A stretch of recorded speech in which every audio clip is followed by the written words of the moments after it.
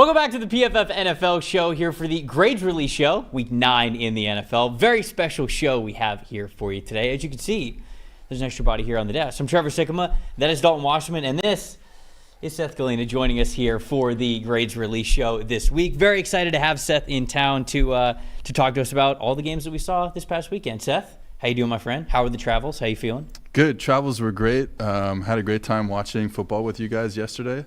And you're just saying that because we're here. I'm just saying that because you're here. You wish you were actually alone watching it in your apartment. I've told other people the exact opposite. Of course.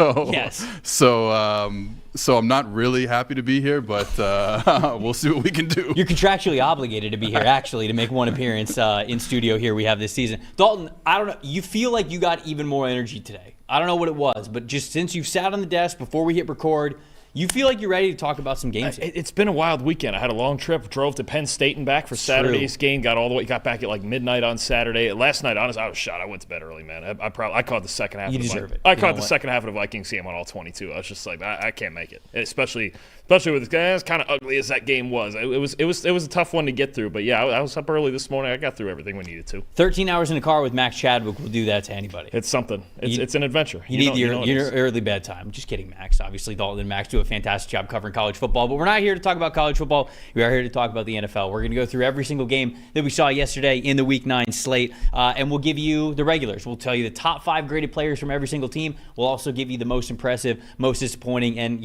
it's extra opinions this week with Seth here on the desk. If you guys want to check out the PFF premium stats as we are talking about them, you can do so over at PFF.com. You can get yourself a PFF Plus subscription, but it's not just the premium stats every single week, although that is a fun part here for this show. It's everything. If you got a fantasy football team, if you're really into the NFL draft, if you really want to see what's going to happen in free agency for your favorite team, we've got all sorts of tools and information for you all season, or I should say all calendar long, really, because football season really never sleeps. So make sure you go get yourself a PFF Plus subscription as we kick the show off here with what we saw on Sunday Night Football. So there was a lot of talk about this game. It was the Minnesota Vikings and the Indianapolis Colts. What were the Colts going to look like with Joe Flacco, right, as the starting quarterback? You bench Anthony Richardson. Is this the right decision? There was a lot of talk about this last week, and it's not great. Minnesota wins this game, as we kind of thought they would win it anyways. It's one of the better teams in the NFL. Minnesota wins this one 21-13. Let's take a look at the top 5 graded players from the Minnesota Vikings here in this game because they got the victory. So they start things out, and we start things out here with tight end Josh Oliver, who had a 94.3 overall grade. What a game from Josh Oliver. That's got to be a career high. I actually didn't look this up before the show, but I got to think that's a career high for Josh Oliver. Defensive tackle Harrison Phillips next on the list with an 83.2. Offensive center Garrett Bradbury with an 80.0. Wide receiver Justin Jefferson with a 79.1. Big game for him. Safety Cam Bynum with a 77.1. And then Sam Darnold in this game, not perfect, but spit out a 76.1 overall grade here for this one. On Indianapolis' side of things, not their best week overall, even outside of Joe Flacco. Josh Downs with their top-graded player with an 80.6. Linebacker Grant Stewart with a 78.3. Slot cornerback Kenny Moore with a 75.1. Quentin Nelson with a 70.6. And then we even dip into the 60s here at number 5 overall with wide receiver Alec Pierce. He got a 66.6. Joe Flacco in this game, a 50.9 PFF grade. Dalton, I'll start with you, as we always do here. What is your stat that told the story from this game? I think in general on both sides, this was about one team just outlasting the other in what was a really ugly game. You had 6 turnovers combined between the two of them. They combined to miss 3 field goals. You had 3 interceptions. Darnold made some mistakes. Flacco made some mistakes.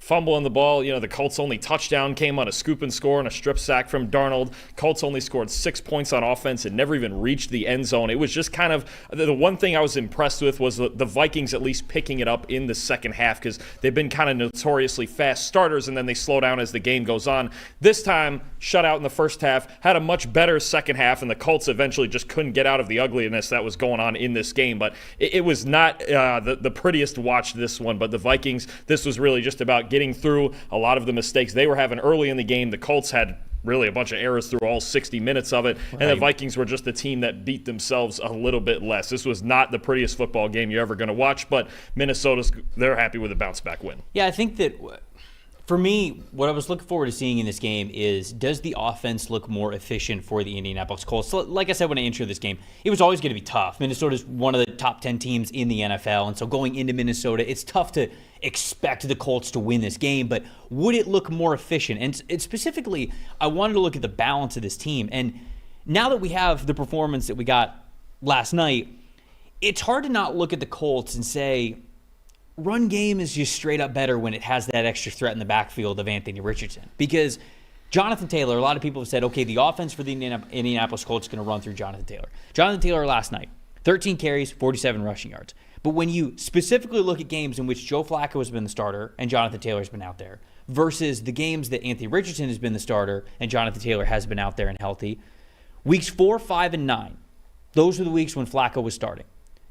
Their run game, the Indianapolis Colts run game, negative EPA per rush. And week 7 was actually the only positive EPA per rush for them, and it was still the 4th highest of the season. There were still 3 games of Anthony Richardson when he was out there where the rush game for this team was a lot better. I just don't think, whether it's Joe Flacco out there or Anthony Richardson, this isn't going to be an air-it-out type of a team. It's still going to be emphasized in the run. So taking the Anthony Richardson part of that equation away simply hurts to me what this team wants to do, especially with an offensive line like the Colts are able to provide. So just when I looked at this, Jonathan Taylor's rushing grade when Joe Flacco's the starter, 51.9. When Anthony Richardson's the starter, 73.4. I just think that Richardson's presence allows the Colts to do what they want to do better. And I think that this past week was another reminder of that. I think especially in this game where you're playing against the Vikings defense. The Viking defense is so fascinating to me because there's just not a lot of great players on that defense individually. You know what I mean? You have a guy like Josh Metellus who's like literally playing inside linebacker for that team, right? And guys like Andrew Van Ginkel who are like really good players but not elite players, and Grenard who's like a really, really good player but maybe not an elite player, and a lot of guys like that, and an older Harrison Smith. And so what they do is they just say, if we can stop the run or we can stop you on 1st and 10.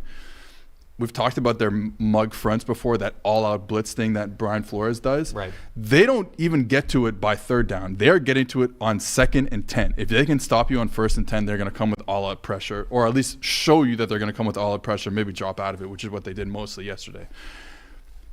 The Colts had 9 successful plays on 40 first and second downs yesterday. That means they were going backwards on early downs. It's over. Like you're not going to move the ball consistently against this Brian Flores attack-minded defense if you're going backwards on 1st and 10, and especially with Joe Flacco, who is not an elite quarterback. Like I don't know why people thought that this was going to be a guy who's going to come in and save the Indianapolis Colts. Right. He's not an elite quarterback. He's not even close to an elite quarterback, and you saw it last night. A very, very, just some bad plays. So if they weren't going to move the ball early with the run game, specifically, like you said, which they had a chance of doing if you play Anthony Richardson, it was just never going to be pretty, and it wasn't. Dalton, what's your most impressive and most disappointing here for this team? So let me start with most disappointing, because I think the thing that's gotten I think first of all the Vikings defense is very good, and you're right, they're maybe the hardest defense to scheme against in the NFL right now, but you also talk about they're missing a Pro Bowl level left tackle in Bernard Ryman last night, and anytime, even with your starting offensive line, this is going to be a tough team to block and all the blitzes and stuff like that. The Colts pass protection is the most disappointing to me. 61.8 pass pro grade as a team, second lowest this year, 43.3% pressure rate allowed. Flacco was pretty good last night when he had a clean pocket. It's just under pressure, 5 for 10, 3 turnover-worthy plays, 28.8 passing grade. And obviously, he's an older quarterback, right? He's almost 40. He doesn't move hardly at all. He has to be clean back there. And when he is, he can still throw the football well enough. It's just in this game, like you mentioned, you get behind the chains against a team that blitzes like that. There's just no chance of holding up. I think that goes for any quarterback against this Brian Flores defense right now, because you mentioned it. Are they elite players? Are they all-pro players? Maybe not, but it's a bunch of guys that fit this defense, and Flores knows how to use them. So I think it really comes down to they need Ryman back. He's such a good player. I think maybe the most underrated tackle in the whole league. He's been especially an elite pass protector this year, and it's tough when you already have a backup right guard as well. It's tough when you're shorthanded on the offensive line to block those guys. Most impressive for me, I think we just need to get to a guy that's been so valuable to of this Vikings team all year. Everybody's been waiting for TJ Hawkinson. He's going to get back. He's going to give this offense another weapon. He's this and that and the other thing. But I think the value of Josh Oliver, you saw it this week with a 94.3 grade. But, Trev, he's the 6th highest graded tight end in the NFL right now. And it's, look, does he put up elite receiving numbers? Is he Travis Kelce? No. But what he does as a blocker, he's one of the best blockers at the position. Last night, I think it was 58 yards and a touchdown receiving. He's kind of just this do-it-all guy that certain good teams have, right? It could be at tight end, could be at another spot. You think about him. I think about a Charlie Werner for the Falcons, Kyle Juszczyk for the Niners, Patrick Ricard. You just need one of these guys in your offense that can do a little bit of everything. And I'm glad he got that grade and played as well as he did last night, even with Hawkinson coming back, because this is a guy who's really valuable to this offense, and they're going to keep using him going forward. It's not like he's going away even with Hawkinson back. Yeah, my most disappointing here in this game is Sam Darnold, simply because, like you said, it was just an ugly game. Like, I'm not really too hard on this. When I say most disappointing, it's not like, man, this guy was terrible. There's no excuses for it. He had 3 turnover-worthy plays in this game. Specifically, I can't remember who got the interception on Flacco, but then it was the very next play, Sam Darnold gives the ball right back and throws an interception. So it's like, all right, you can't be doing that kinds of stuff. So a little disappointed just in 3 turnover-worthy plays there that we had for Sam Darnold. But, man, you talked about guys who deserve a little bit more recognition, and you brought up a good one, obviously, in Josh Oliver, who had a great day this past week. But John Grenard, man,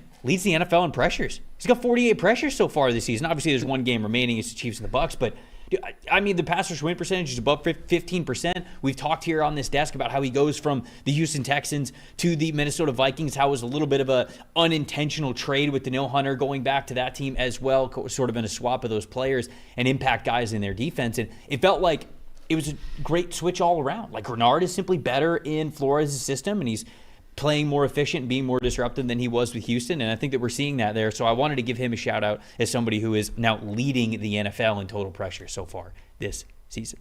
Seth got a most impressive or most disappointing? Or we move No, I'll talk about Greenard for a second. Grenard. Yeah, so early in the season, I think a lot of the pressures were like schemed up to a certain degree, and Flores is going to get unblocked rushers. He's going to get free rushers to the quarterback. And the last couple of weeks, now he's not sending as much pressure. They're not sending, the 2 weeks before this game, they weren't in that double mug, everyone at the line of scrimmage look as much. And then this game, they kind of were more, but they dropped out of that look a lot. Greener is winning the one-on-ones now. Like, he wasn't really winning as many one-on-ones early in the season, but you see that pass rush win rate start to creep up. And that allows him to not have to play this dangerous game every week, which is like, hey, it's high risk, high reward with this blitzing attack. We can actually get to the quarterback with our front four, and if you can do that, you can start to kind of play a more conservative game sometimes. I think that bodes well for them going forward. Mahal in the chat appropriately shouting out Dallas Turner as well, who didn't have a monster game, but one of his best games that we have seen yet from him this season. He's getting more playing time, had 4 total pressures that he recorded in this game, 18.2% passer win percentage, so obviously a big deal if Dallas Turner can get in the mix here as well. Let's go to the Sunday slate. Let's talk about the Dallas Cowboys and the Atlanta Falcons here first. Early slate, I should say. Falcons get the win 27-21 in this game. We'll take a look at the top 5 graded Atlanta Falcons before we flip over to Dallas's side of things. Running back Bijan Robinson at the top of this list with a 78.6 overall grade. Wide receiver Darnell Mooney stepping up when Drake London had to go out due to that hip pointer injury.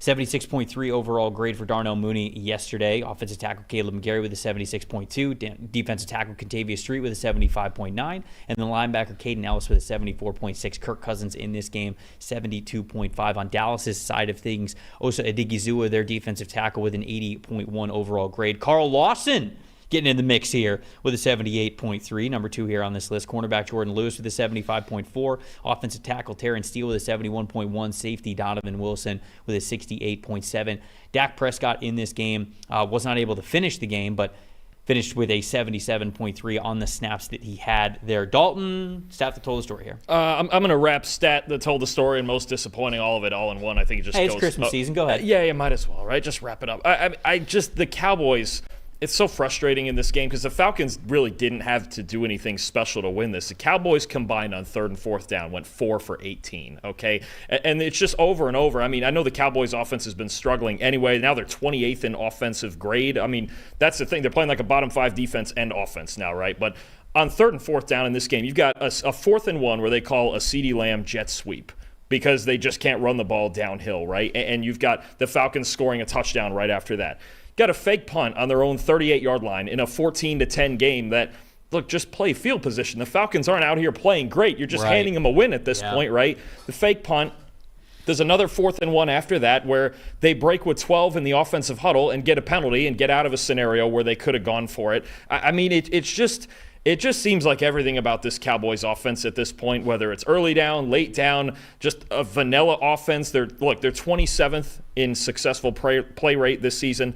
They have the second lowest play action rate, 23rd in motion percentage. There's just nothing on this offense that they do to help themselves out on early downs, obviously, but you get onto late downs and they still have no answers, even for a 4th and 1 when any other team in the league, we got half of them just running sneaks every 4th and 1. We got the other half that can run right downhill, and then you have the Cowboys who are running jet sweeps, and I don't believe it's the first time this year that they've done this, and you've got the Falcons, all they're doing is taking advantage of the Cowboys' failures. I don't think Atlanta, I should say, did anything special to win this ball game. It's just the Cowboys at every big moment and every opportunity, A, their offense is too vanilla, and B, they just don't do the things on big downs that's needed to win football games. And it's just part of it, I think, is coaching. My most disappointing is just Mike McCarthy for this entire operation they have on offense, because, the defensive thing was kind of predictable, right? They lost so many pieces on their D-line. They couldn't stop the run the last couple years anyway, but now offensively, and I know there's been some O-line issues, but he doesn't help these guys out at all in really any situation. It's a vanilla offense that doesn't get it done in big situations outside of, Dak carrying them through the Pittsburgh game. That's about it. This is an offense, I agree with you 100% on Mike McCarthy. This is a very predictable offense when you look at me and my team here at PFF have done some studies on how predictable this offense is. When you look at down and distance, formational tendencies, that if we can find these, I guarantee you NFL defenses are finding these on a week-to-week basis. And so you get into a situation where it's like, hey, we're just going to play one-on-one football.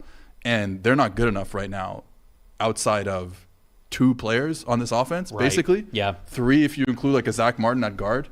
So this is what we're going to get from the Cowboys for the rest of the season. And I know every week I go into a Cowboys game saying maybe this is the week that we see the real quote unquote Cowboys again. And at this point it's halfway through the season and these are the real Cowboys. And that's not even saying anything about the defense, right? This is an offense that is too predictable, where Dak Prescott has to throw into tight windows, because I don't think CeeDee Lamb is. Here's what I'll say: the statistics show that CeeDee Lamb isn't separating quote unquote at as high of a level.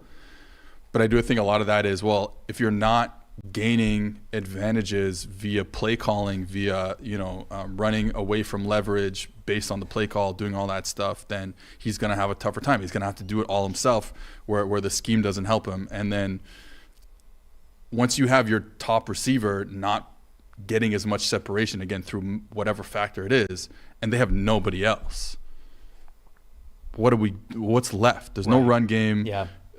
There's no secondary receiving threat. Jake Ferguson's a good player, but you need Jake Ferguson to be your number 3. He shouldn't be option 2. He should be option 2. Yeah.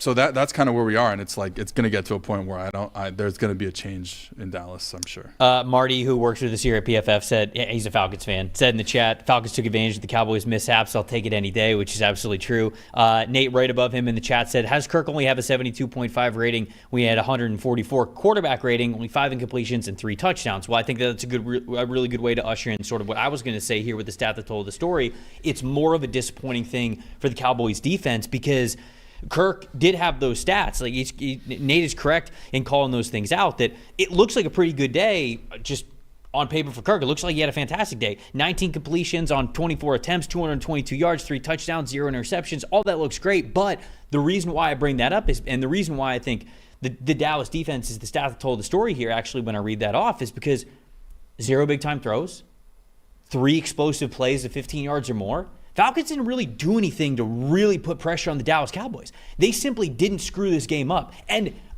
I think when we talk about this stuff here on the show and just at PFF, people think that we're trying to take the win away from the Falcons.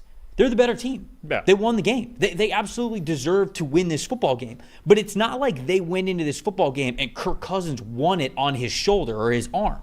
That didn't happen. And I think it's another way of criticizing the Cowboys defense feels a little tired at this point. But no, let's keep. I love it. But this was, of course you do. But this was different because this was, man, the Falcons did not do anything really in the passing game to put a ton of pressure on. We talked about the run game failures, but now now the reason I bring this up, even though I just said that like kind of criticizing Dallas' defense is a little tired, we're 9 weeks into the season now.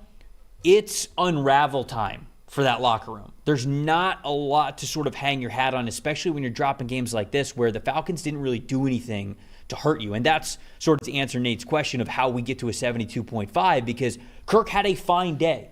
His grade in the 70s is, and I want people to remember this again, PFF grades, it's not like a 72.5 is a C- like it was in school. We're not trying to say that like that's bad. If you are grading in the 70s, that's normally like a good performance. It's a sample of a good performance. Now, did you go above and beyond? Or were there a lot of big time throws in this game? Were you the reason your team won? No, and that's probably why those grades aren't in the 80s for Kirk Cousins. And I think that this was a good example of how to appropriately sort of talk about PFF grades here with the Falcons. And again, we're not taking a win away from the Falcons here. We're just trying to contextualize how it happened to hopefully better predict what teams are good, what teams are bad, and what we can expect moving forward. And there's something to be said for, okay, the winning team is just the team that made less mistakes. That's okay, too. How many hundreds of times did we see Belichick and Brady do that? Just by making less mistakes, they found a way to score more points, right? And there was a late touchdown from Cooper Rush that made the score look closer than it was. The Falcons did dominate this game, but it wasn't like some sort of it wasn't some sort of big physical assertive dominance that you go, wow, they were dropping bombs or Kirk threw for 500 or they ran for this many or that. It's just sometimes you're the team that goes out there and the Cowboys beat themselves and the Falcons didn't. Yeah. And that's okay, too. That's just as good a win. A coach would love to see that win every week because if you make less mistakes, you're probably going to win the ball game. Darnell Mooney is my most impressive. Like I said, when Drake London had to leave this game, Mooney had a 33.2 threat percentage, so he was used quite a bit in this game. 73.4 receiving grade. 3 of those explosive catches were Darnell Mooney's. 88 receiving yards, 36 of them coming after the catch. I just think that he has had a really great year. And I'll also use this time to say, hey, you know what? I was a little disrespectful of Darnell Mooney going into the season. You know, when John Mechie was available, I remember specifically for the Houston Texans before the season, I was like, Falcons should trade for John Mechie. He'd be wide receiver 2 in Atlanta. And I knew full well that Darnell Mooney was right there, but he's had a couple of quiet seasons since that one really good season that he had in Chicago. So he's having his best year since then. It's worth the hat tip, not only for how well he played yesterday, but how well I think he has played this year overall, either the best year or the second best year of his career so far. Did you talk about most impressive? No, I'll go to it now. Okay. The other guy who had the most predictable big game in the NFL this week, that's Bijan Robinson. I mean, 26 touches, 145 yards, 78.6 grade, and forced 10 missed tackles. I mean, it's just he did what he was supposed to do in this game against this Dallas defense. I think, again, it can be predictable, but he was the engine of their offense. One more thing about Mooney as well.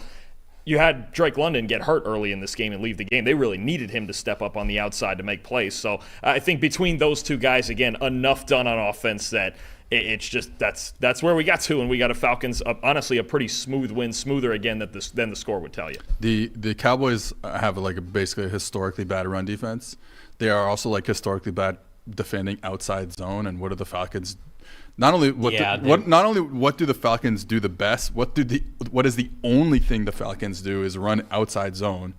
And it was just a recipe for a big day for Bijan. They get whatever. I don't have to get into it, but the Cowboys are bad on the interior, and they continue to be bad. Yeah, I think I might have seen John Owning, who also works at PFF. He's one of our editors. He's a Cowboys fan. I think I've already seen him use the mock draft simulator, ironically or not ironically, and basically just every pick the Cowboys have is just some sort of defensive tackle in a really good defensive tackle class, by the way. Cowboys fans, if you're watching this and you want to turn the page a little bit, see what you can get in the next draft, head on over to the mock draft simulator because it's a really good defensive tackle draft, and I think that you would get a kick out of learning the defensive tackles that could be wearing the star next season. To get to the Miami Dolphins and Buffalo Bills, tight divisional matchup here in this game. Ultimately, Bills at home, defend home turf, 30-27. They remain in firm control at the top of that division. Let's take a look at the top 5 graded players from the Buffalo Bills. Offensive tackle Spencer Brown's at the top of the list with an 83.7. Guard David Andrews with an 82.4. Offensive tackle Deion Dawkins with a 75.1. all offensive linemen there. And then we'll add another one here at number 4, center Connor McGovern with the 74.8. Pretty good when you're 4 out of the top 5 graded players that you have are along the offensive line. It's normally a recipe for a win in the NFL or just the game of football in general. Wide receiver Khalil Shakir at number 5 to round things out with a 72.7. Josh Allen in this game is 73.7. On Miami side of things, Jalen Ramsey, who got himself an interception in this game with a 90.2 overall grade. Center Aaron Brewer, who's had a couple of really good games here as of late. 88.9 grade in this one. Running back Devon Achane with a 78.6. Offensive tackle Teron Armstead with a 76.2. Cornerback Kendall Fuller with a 75.2. And then Tua Tagovailoa with a 76.7. Dalton, you know the drill. What do you got in this one? Okay, so I this is something I say all the time. I'm just going to say it again. I could say it every week. Josh Allen does not get enough credit for his football IQ and what he does mentally on the football field, right? He's 6'5", he's 240 pounds. He's maybe, between him and Lamar, the best rushing threat at the position. He just does not get enough credit for reading coverages and getting the football where it needs to be. Average depth of target in this game, 3.7 yards, the lowest of his career. And it sounds like, oh, wow, Josh Allen's dinking and dunking. Now, how is this a good game for him?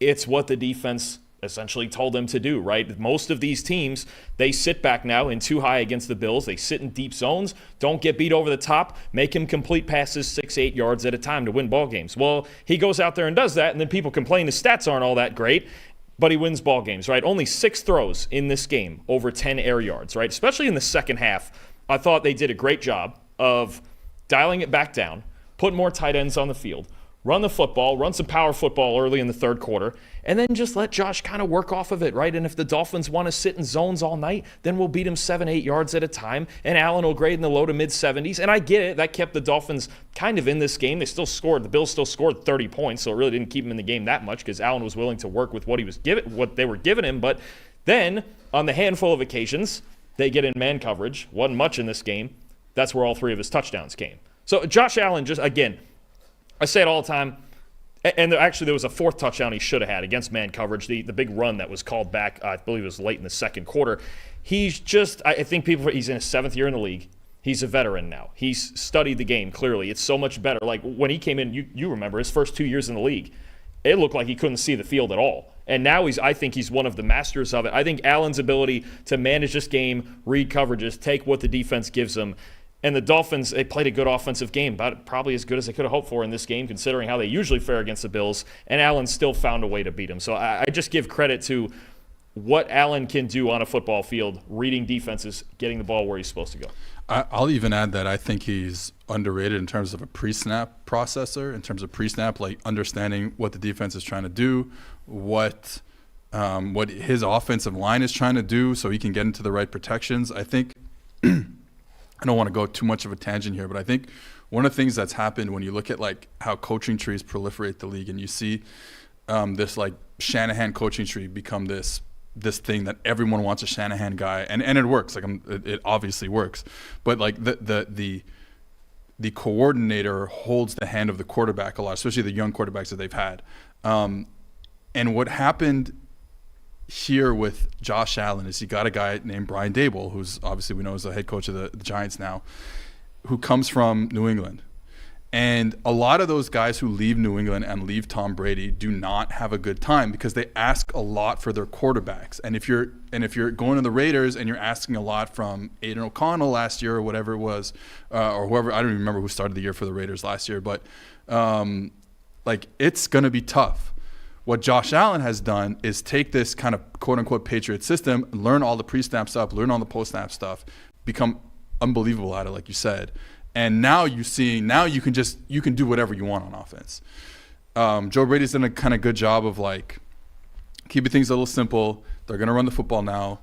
They're going to hope that they can get into games in January where they can run the football. It's not all going to be on Josh Allen. This is what they've needed. Josh Allen will have some Superman plays and he'll win some games. And eventually, to be honest, they're going to win a Super Bowl. He's too good. Most quarterbacks who are this good win Super Bowls.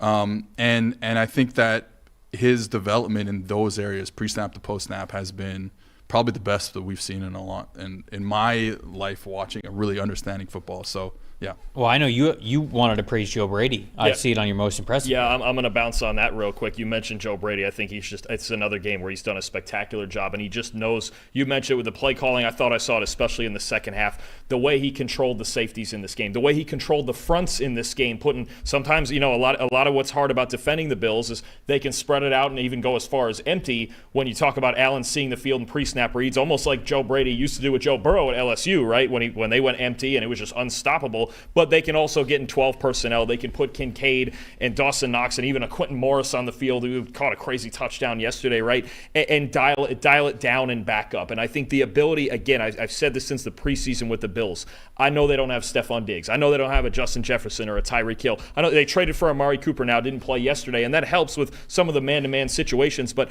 they have so many weapons and so many different looks that they can give you, that the best weapon is Allen, whether it's his arm or his legs, and his mind going along with that. They have this offense where you can't just bracket one guy because he's going to find the other hole. You can't rotate it one way or the other. You just have to play really good balanced defense, and there's so many threats, 8, 9, 10 guys who they could trust with the ball in their hands, and that's what happened in this game, even without Amari Cooper. By the way, do you know who started the season at quarterback for the Raiders? Jimmy G. Jimmy G, baby. Yeah, of course. Jimmy of course. G. Just wanted to make sure. But that's we got that fascinating because little you have trivia in he was in with the Patriots, Jimmy Yep. G.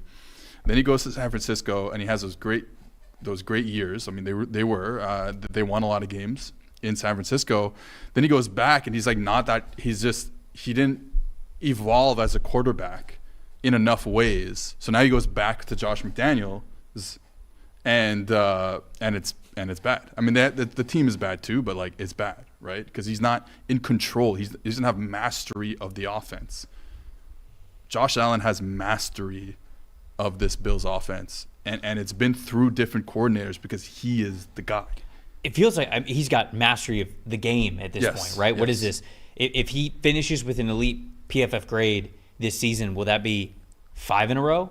6 in a row? Him and Brady are the only two with 4 90-plus grades in 4 years consecutive in a row. seasons. So this will be 5 for him, which is insane to me. Yeah, you talk about having mastery of this team. And something that I like the most, I don't know if this is the most impressive or just a general thought here, when I was really looking for something to point out from this game where I go, okay, this is the reason why the Buffalo Bills won.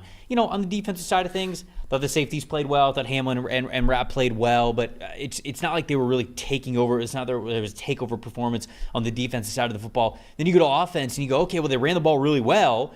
I think the offensive line deserves a lot of credit. Like I said, this is a group where all 5 of their starting offensive linemen had pass blocking grades above 76, which is fantastic. 89.2 pass blocking grade as a team this past week, 7.3 pressure percentage, which was 3rd best in the NFL in week 9. So all of that is obviously really good. But then you look at like some of the receivers. It was extremely diverse. It was Ray Davis, it was Khalil Shakir, but it was also like Mac Hollins and Dawson Knox was in there. You of course get Keon Coleman and Dalton Kincaid, and then you go to rushing the football. It's James Cook, it's Ty Johnson, it's Ray Davis, it's Josh Allen, and so this was just a beautifully balanced game from the Buffalo Bills. And it was close, right? The game was very close. It's a divisional opponent. They know each other very well. They want to beat one another. And I think it was sort of the fact that one team has Josh Allen, but the other is that the Buffalo Bills were at home. If this game's played in Miami, maybe it's just a little bit different, and maybe Miami wins this football game. But I just loved that we have talked for a couple of years now about how Josh Allen needs some sort of help. And now this is an example of a game, in my opinion, where you realize how comfortable the Buffalo Bills are in not only who they have on the team, but the play caller and Joe Brady, and they're okay with taking the ball out of Josh Allen's hands. And that is a first for me in the last couple of years because of how good he is, and it's understandable that you wouldn't want to do that, but they have a lot of faith in the guys that are on that roster. So kudos to the Bills, who continue to play well here in 2024, 7-2 on the season. And a great job by them. Most disappointing here before. Just the Dolphins didn't get after Allen at all. The only guy who was getting any sort of pressure at all was the rookie Chop Robinson, and it's just it seems to be every week something with this Dolphin defense. But they only had 8 pressures all day, a sack in the last 2 minutes by Robinson, and he was the only player who rushed the passer at least 5 times with a pass rush win rate over 6%. So, I mean, it was just, other than Chop Robinson, just non-existent pass rush. And Allen can do all of the things that we've mentioned he can do, the laundry list of things, because, well, he's back there clean and he's got time to be able to operate the offense. So the Dolphins, look, their secondary was a little bit better in this game, albeit conservative. This time the pass rush let them down. It just, their defense I don't think the Dolphins defense has played one cohesive game other than maybe the New England game, and even then they're a Jalen Polk like toenail from losing that game. So I don't think the Dolphins defense has played a cohesive game 60 minutes all year. I'll go to the other side of the ball, talk about Tua and this offense, because I don't this is going to sound so stupid, but I don't have an idea of how this Sean McDermott coach defense always deals with this really high-powered Tua-led Miami Dolphins offense, other than they're just coached well. Yeah. I don't get it. Whole lot of cover two. A whole lot of cover two. They trust that front seven. And they ran the ball well. Mostert and Achane both had above 5 yards per carry. Like, they ran the ball well in this game. They do get into the windows that I think Tua wants to throw, or this offense wants to throw, which is like these in-breaking windows to Waddle and Tyreek. And you saw one where one each by Tyreek and Waddle, and that's just going to happen. But they're really disciplined in making sure that they move Tua off his first read, because then this offense has massive problems. They're not good enough on the offensive line for the quarterback to cycle through his reads back there. The quarterback's not a good enough mover in the pocket to do that. So if you can get your linebackers to be disciplined and drop in windows, because this is what this offense does, is it gets the linebackers' head spinning with where they want to attack in the middle of the field. And McDermott, like, they've had so many different players, especially down the spine of that defense. Linebackers have changed over the past 3 years, and you have the Milano injury. Safeties now, for the first time in his tenure, are different with Rapp and Hamlin starting back there, and it doesn't matter. They're just coached so well that it doesn't. The talent, the sum of their parts are better than the individual talent. We get a super chat about the Arizona Cardinals, so we're actually going to switch it up, and we're going to get to that name. What is a super chat? What is that? So when you're in the chat, and if you throw in like $1, $2, $5, $10, whatever, your chat comes up in like a different color, and it's like bold. So we obviously see it and we read it and we get it on the show. But it's also about the Arizona Cardinals, and in the super chat, the question is, are the Cardinals good? Go Cards, first place. So obviously a Cardinals fan here, trying to figure out what we think about the Arizona Cardinals, who got the win against the Chicago Bears yesterday. Before we get into that game, though, got to talk to you guys about our friends over at DraftKings. Best part about football season, always talking about the stats, right? We're talking about data, we're talking about advanced analytics, all that stuff. But the stats specifically, which wide receiver scored more than 2 touchdowns, which quarterbacks threw for more or less than 300 yards. If you think that you could pick what's going to happen before kickoff, you got to play Pick 6 by DraftKings. It's a daily fantasy partner of the NFL. Download the DraftKings Pick 6 app. Select between 2 to 6 players. Choose if they will have more or less of a single stat. There you go. That's it. It's that simple. For first-time Pick 6 players, you can check this out. New customers, $5 on whatever your first Pick 6 set is. You get $50 in Pick 6 credits. We just talked about all the diversity of the Buffalo Bills offense, right? That's just an example. If you think there's a matchup where one of those Buffalo Bills players, you go, okay, this player is going to go off, there's a good chance that you're going to get a pretty good line because of how diverse that offense is. So whether it's the Buffalo Bills or any other team, if you think you know what's going to happen, download the DraftKings Pick 6 app now. Use the promo code PFF. That's promo code PFF to play $5 on your first Pick 6 set, and you get 50 in Pick 6 credits only on DraftKings Pick 6. The crown is yours. If you've got a gambling problem, call 1-800-GAMBLER. Help is available for problems with gambling. Call 888-789-7777 or visit ccpg.org. In Connecticut, must be 18 plus. Age and eligibility varies by jurisdiction. Pick 6 is not available everywhere, including New York and Ontario. Void where prohibited. 1 per new customer. Non-withdrawable Pick 6 credits expire in 6 months. Limited time offer. See terms at pick6.draftkings.com/promos. All right, let's do it. Let's talk about the Cardinals and the Bears. We got to figure out, are the Cardinals good? Sitting here at the top of the NFC West, a tight division still with about half a season left to go. But Arizona wins this one at home. Weird game, right? Dome was open. little. Then it started to rain in Arizona. Don't really expect that. And then it took forever for the dome to actually close, which I thought was hilarious because while one team was out there, the dome was closing very close. I think the Cardinals were actually on offense when that was going on, but it was just, I don't know. It was kind of funny to see that play out. But 29-9. I mean, this one felt like it was Cardinals all the way. I think over the last couple of weeks, we have wondered, is this offense just going to be a roller coaster? Is it just going to be a roller coaster of an offense? And this was certainly the very top of it. Let's look at the top 5 graded players here for the Cardinals. Tight end Elijah Higgins was at the very top of this list with a 90.0. Guard Evan Brown with an 82.6. Linebacker Kaiser White had a 74.7. Running back James Conner feels like he has just been steady this entire season, 73.8. And then edge rusher Jesse Luketa with a 73.6. Kyler Murray in this game, a 60.6. Up and down for Kyler Murray, even though they got the win. On Chicago's side of things, guard Matt Pryor with an 81.3. Cornerback Tyreek Stevenson, who was benched, like didn't start, but then I think he was out there like third play of the game or something, so it was kind of funny. 78.3. Center Coleman Shelton with a 71.4. Safety Elijah Hicks with a 69.7. Wide receiver Rome Odunze with a 66.2. And then Caleb Williams in this game, a 57.9. Dalton, what's your stat that told the story? And then, of course, are the Cardinals good? The Cardinals are good. Okay. If their offensive line. Not if. No, it's not if. I got ifs. I love ifs and splits and all that stuff. So if their offensive line continues to play the way they've played the last 3 weeks, they are absolutely good. Okay. And I think the fun part. Okay, first of all, this game. We know they ran for 213 yards. That's big time, especially against a Bears defense that had been pretty good, albeit better on the back end than the front end, right?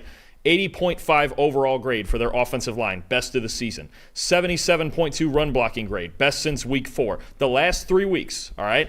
3-game win streak, they've had the 5th best offensive line in football. This is where it sits. You've got guys like Paris Johnson at left tackle really developing. Evan Brown was a guy who had a monster game in this game, especially in the run game. I think you're getting a team. You asked me, is the offense a roller coaster?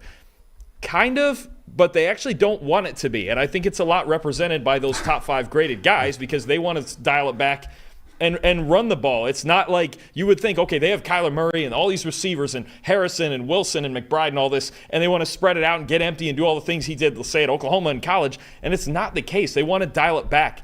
And they want to beat people up the way that a team like the Lions or the Eagles do, right? And that's actually when they've been most successful this season. I got to credit Drew Petzing a lot. I'll go with him as my most impressive because, look, they use a lot of tight ends, okay? You saw Elijah Higgins there. Trey McBride's great. They have the second highest graded offense in the league right now when they have multiple tight ends on the field, behind Baltimore, who's got 3 freaks at tight end, right? That's a tight end-centric offense. Third in yards per carry in the league behind, I believe it's Baltimore and San Francisco when they have multiple tight ends on the field. And in their 5 wins, this is where it doesn't have to be a roller coaster. And I can absolutely call them good if they just keep doing what they're doing. In their 5 wins, they run at 49.8% of the time, roughly 50-50, right? Their 4 losses, 37.5% run. They want to run the football. They want to put these tight ends on the field, and they want Kyler Murray actually to be a more complementary piece in structure. We know he can do the things out of structure. He can run, and there's certain times when maybe he'll improvise too much. We saw that in an earlier game this year. It was a divisional game. I can't remember which one they lost, but it's just the thing. When this team has balance, and I've said this with a lot of teams this year, but I think this is another one. They get James Conner rolling. They get Trey Benson going. Maybe even Kyler in the run game a little bit. They're extremely dangerous because they can throw a million formations at you. We talked about Trey McBride as an X factor, but I think Drew Petzing, their offensive coordinator, is doing just a fantastic job of balancing all of the weapons he has on offense through the air and on the ground. And I think particularly what you said is completely true. This is my most impressive and also stat that told the story. It was kind of a bad QB game for both Kyler Murray and Caleb Williams. I feel like Kyler did better things well, but he was still very, what was this? What was this supposed to be? Well, no, I was just going to say, the difference is, 2, mid-quarterback games, who could run the ball better? Right, who ran the ball better. And Arizona Cardinals absolutely ran the ball better. And I think when you look at James Conner, somebody in the chat pointed this out and they're correct, 4th 100-yard game of the season for him already here 9 weeks in. He's on pace to have a career year when it comes to rushing yards. The Arizona Cardinals right now are the 4th best team in the NFL when it comes to EPA per rush. And getting back to what you said, when you have a quarterback like Kyler Murray, it's very tempting to put the ball in his hands at all times and just say, hey, let's put you in a situation where you can make magic happen at all times. Because it's that age-old, well, how much do you rope in a player that gives you that kind of spectacular ability? Well, Petzing and the Cardinals, that's exactly what they're doing. They're saying, no, we don't need you to be Superman all the time. We want to run the ball. We don't want this to be the Kyler Murray show. For as good as Kyler Murray is, and this is, again, like I'm giving the Cardinals credit here, it's very tempting to just put the ball in Kyler Murray's hands all the time and say, make something happen. And you see it happen. But instead, they're not. You see it happen in big moments. In big moments, too. The Dolphins game, the end of the 49er game. I mean, there are times when he has to do that. But they're better when they don't ask him to do that for 60 minutes. If they need a drive or two out of him from that, of the hero ball, then that's fine. That's a reasonable amount. But the fact that they don't have to do it, if they have a team that's good enough that they don't have to ask Kyler to do that for 4 quarters, they're absolutely good, and they very well could be going to the playoffs. Yeah, I think that people, when we talk about quarterback ceiling, like this is a draft conversation as well. When you draft a quarterback that has the ability, when we covet quarterbacks so much that give you the ability to make the spectacular plays, that doesn't mean that has to be your whole game plan. In fact, it shouldn't. Like what you said there, I love the way that you put it. I think that's a really great way to just look at offense. This is the identity of what the offense is going to be. Now, because we play in the National Football League and it is professionals all around, something is going to go wrong. And it's in those moments that you want to have the quarterback who can do the spectacular and get you out of trouble. It's just those 2 to 5 plays a game, really, that you need that caliber of a quarterback, not the other 55 dropbacks. The other 55 dropbacks, in my opinion, have to be more structured. Because if you even some of the best quarterbacks in the world, if you let that happen, it can be too volatile for you to have enough success. But that's sort of how I view the Cardinals and what's going on there. I agree. The offensive line deserves a shout out. James Conner deserves a shout out, and so does Drew Petzing for saying we're going to run the football, and they're a top 5 team in the NFL right now at doing so. I want to go to the other side of the ball. I want to talk about the Cardinals defense, which early in the year, the Cardinals defense was giving up a lot of space, like literal real estate on the field, and teams were killing them. And I think when we talk about like zone defense in the NFL, we think, or zone defense in football, we think, oh, well, there's space between the linebackers and the safeties and the corners, whatever. In the NFL, you can't really do that. Quarterbacks are way too good when you give them space. And the Cardinals were playing off, giving a lot of space, underneath, but also a lot of space between the linebacker and safety level. And they have really cut that down. They've become more cohesive as a unit on defense. And if you can do that, even without, like, they don't have a ton of talent on this defense. There's some good pieces there. But if you can at least get tighter to routes and play with the right leverage, you can have a successful defense in the NFL. And they were not doing that early in the season. They've been so much better. And you saw Caleb is a guy who will feel like he needs to move around more in the pocket. So there is that aspect to this game in particular, but I think a lot of that was on the Cardinals defense, forcing him off his first reads and then making plays in the backfield. My most disappointing in this game was I have Caleb Williams here that I wrote down. 6 sacks that were credited to Caleb Williams, 60.3 passing grade, 0 big time throws, 0 turnover-worthy plays, and just a 66.7 adjusted completion percentage here in this game. It was a struggle for Caleb, but I think the answer is actually just the Chicago Bears passing offense in general, right? On the show, we've been critics of Shane Waldron and how it feels like we don't think that he's doing a great job as offensive coordinator, whether it's by play design or play calls or just overall feel for the offense. You also look at the receivers in this game.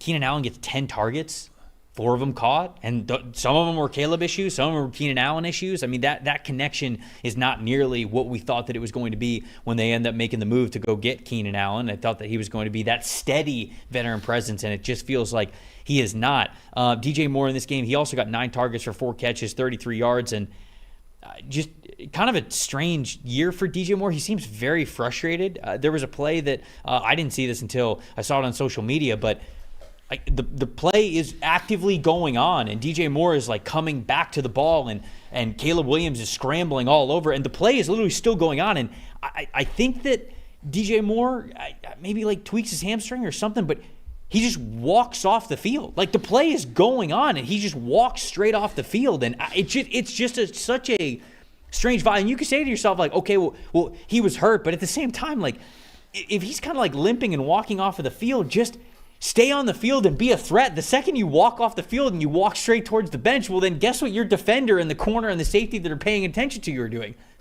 They're now free to go get Caleb or cover a different receiver. It's a very strange mindset when you do something like that. And it makes me think that, okay, Chicago might be in trouble here. Like, there's already been questions about the offensive coordinator.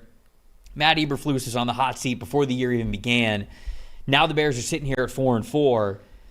Their schedule sucks. I mean, their schedule is brutal moving forward. This could absolutely be a team that, I'm not saying that it's going to happen, but I'm saying that it's got a better chance than not to really, however you want to say, fall down or fall up the draft, climb up the draft order.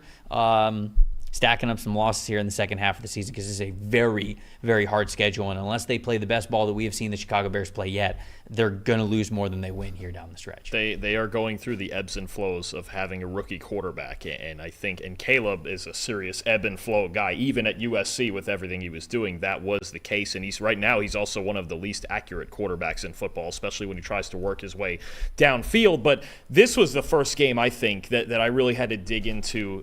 My most disappointing part actually is Matt Eberflus and this defense.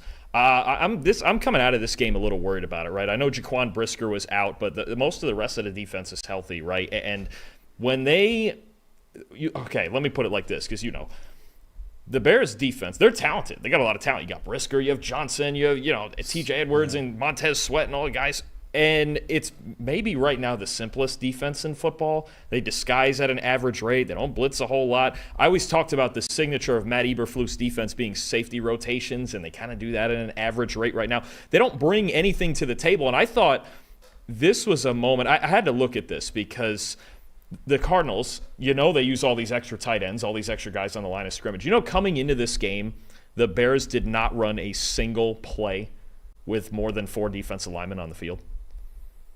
And in this game, they ran it. It was actually their It was their first 3 plays of the season with more than 4 D linemen on the field, and they were all down on the goal line, like at their own 1-yard line. So, okay, yeah, it's going to be a thing.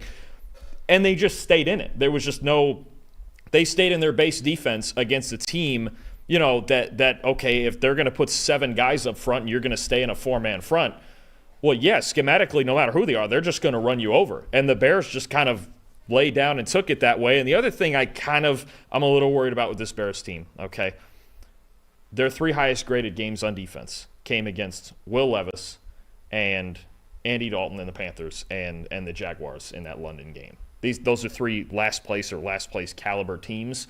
Anytime they've played a real offense this year, this defense has not looked as good. As in, they've just been so dominant in those 3 games that I think that might be propping up the numbers a little bit. I'm coming out of this game almost as worried about their defense as I am their offense.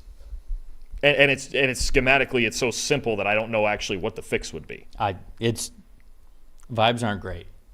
Vibes are not great. Vibes Chicago are horrifying. It's in bad. Chicago. It's really bad. There's a chance that this could. They have yet to play a divisional game. Snowball, which is the part of the schedule. So you're saying they have a chance bad. to win the division? Absolutely, but not the way they played yesterday. So you're saying they're undefeated in the division? Yes. So you're saying that right now the Chicago Bears are undefeated in the toughest division in football halfway through the season? That's the good news. Statistically, that is true.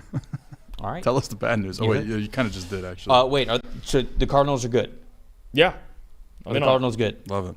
All right. Love it. I just like what they do. I want to believe. I'm actually going to broaden that. Any of those 4 teams could win the NFC West.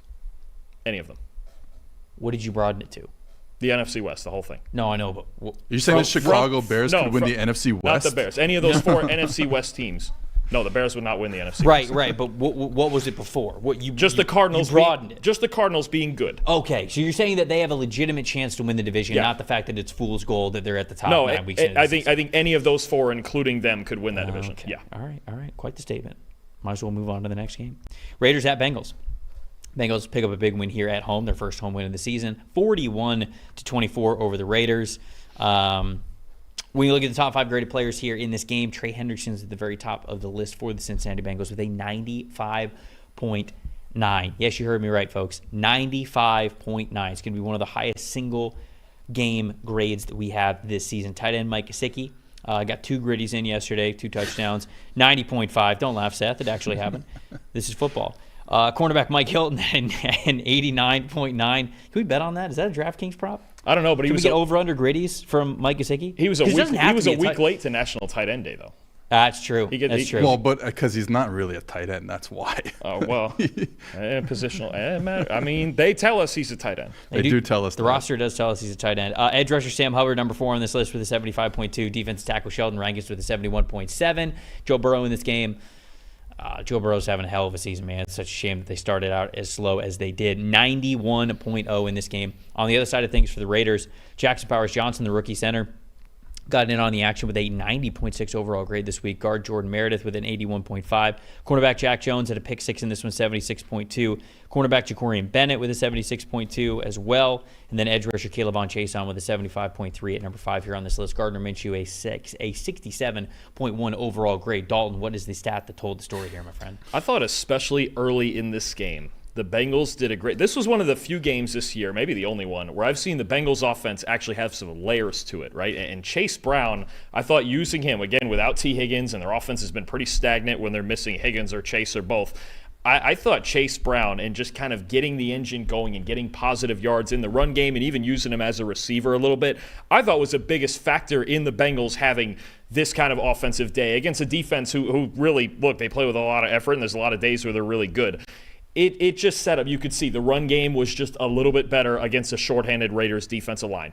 Using Chase Brown and even other guys in the short game to get yards after the catch. I just thought the Bengals did a better job, starting with Brown, of setting up the rest of their offense and then creating explosives later in the game. I thought it was just a much better, more layered game plan by Zach Taylor, but credit to them because it felt like, you know, there was just too many times, we've seen it for years now, where the Bengals look one-dimensional, right? Especially now that they've lost Joe Mixon.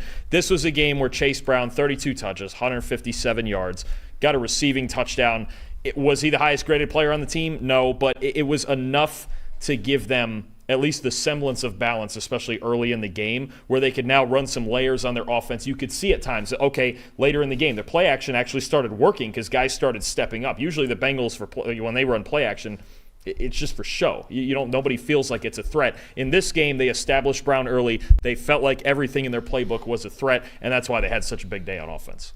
I was just really impressed with the Bengals offense over. Actually, I should just say the Bengals stars. The 2 guys that really need to show up for this team every single week, one's Joe Burrow, one's Trey Hendrickson. They were elite in this game. They were fantastic. And I don't think we have to spend a ton of time on this because the Raiders are bad. The Bengals are good. I know people are kind of look at the Bengals record and maybe say that they're not, but they are a good football team. And what I did really like about this performance from the Cincinnati Bengals is how Joe Burrow played without T. Higgins, right? Because how many times throughout the season have we said, well, it's different. When you don't have Higgins, when you don't have Chase, it's just different when both those guys aren't out there. Well, didn't have T. Higgins in this game. Didn't have Jermaine Burton either, which I'll get to in a second. Joe Burrow, 27 for 29, 251 passing yards, 5 passing touchdowns, 89.7 passing grade, 2 big-time throws, 0 turnover-worthy plays, an elite 90.7 passing grade this season, second only to Lamar Jackson. He has 14 big-time throws, he is 14th in the NFL in big-time throw rate, and he's first in turnover-worthy play rate. And I mean that as a good thing, not that he has the highest turnover-worthy play rate. He has the lowest for starting quarterbacks in the NFL. So Joe Burrow is playing as well as any quarterback in the NFL. It's just sort of a shame that the Bengals got off to as slow a start as they did. Well, it's a shame depending on, I guess, who you are a fan of. If you're a Bengals fan, it's a shame. If you're a fan of basically any other team, you're happy about it because you don't want to have to deal with the Cincinnati Bengals once they get into the postseason. My most impressive in this one is Trey Hendrickson, though. Hendrickson, he's first in the NFL in sacks with 11. He's third in the NFL in pressures with 46. He's third in the NFL in pass win percentage at 23.5. I mean, he is just unbelievable. Had 4 sacks in this game. He was unblockable, it felt like. And so these are the 2 stars. Like, these are the performances that you need from your 2 guys. And when that happens, you see what happens for the Bengals, especially when you pair it with what you said with Chase Brown. So this is a really good football team when things are rolling. And it feels like, what did Joe Burrow say last week? Hey, we got to win 7 of our next 9. It's doable. It's not impossible, whatever he said. He's right. They basically got to play this brand of football with T. Higgins when he comes back, if that's going to be the case. But I guess they're where they need to be. So I developed this metric out of thin air recently. Oh, here we go. Here we go. I was hoping you were going to say over the last 5 seconds. The best source of anything is thin air. Yeah. Every Hey, that's how we got the internet. Be careful. series of tubes. Okay. All right, no, so it's called I call it funneling outcomes. Okay, and so I started by thinking about this with the Bengals a few weeks ago, and when they were playing really bad on defense, and so what was happening early in the season was, we know who their best player is. You just talked about him. It's Trey Hendrickson, true elite one-on-one pass rusher. Except what was happening was the coverage was so bad. They couldn't stay tight to routes. They were allowing easy throws early in the progression. So they were not funneling enough outcomes to their best player, edge rusher Trey Hendrickson. All of a sudden, and it's basically started in the Giants game. And now, you said it before, Giants aren't a good offense. The Raiders aren't a good offense. So they have played some easier quote-unquote offenses. We'll see this Thursday night again against the Ravens, which they allowed a lot of points to the last time they played them. They were not funneling a lot of outcomes to their best player on the field. Now, when you stay tighter to routes, when you're able to get the quarterback off his first read, all of a sudden, your best player on your team can make a difference. That's exactly what's happened now with Trey Hendrickson and this Bengals defense. They're a little bit better in the secondary, in coverage-wise, and now the pass rush, Sheldon Rankins as well, can get to the quarterback. I mean, I think it's a good – I mean, I sort of parallel this theory to how the Lions were using Aiden Hutchinson, and I don't have anything off the top of my head to how they married coverage to allow Aiden Hutchinson to play well. But I did point out at the beginning of the season how the Lions, everything they did in the front seven, particularly the front four along the defensive line with the guys with their hand in the dirt, was to get Hutchinson with one-on-one opportunities where there was no chance for help, really.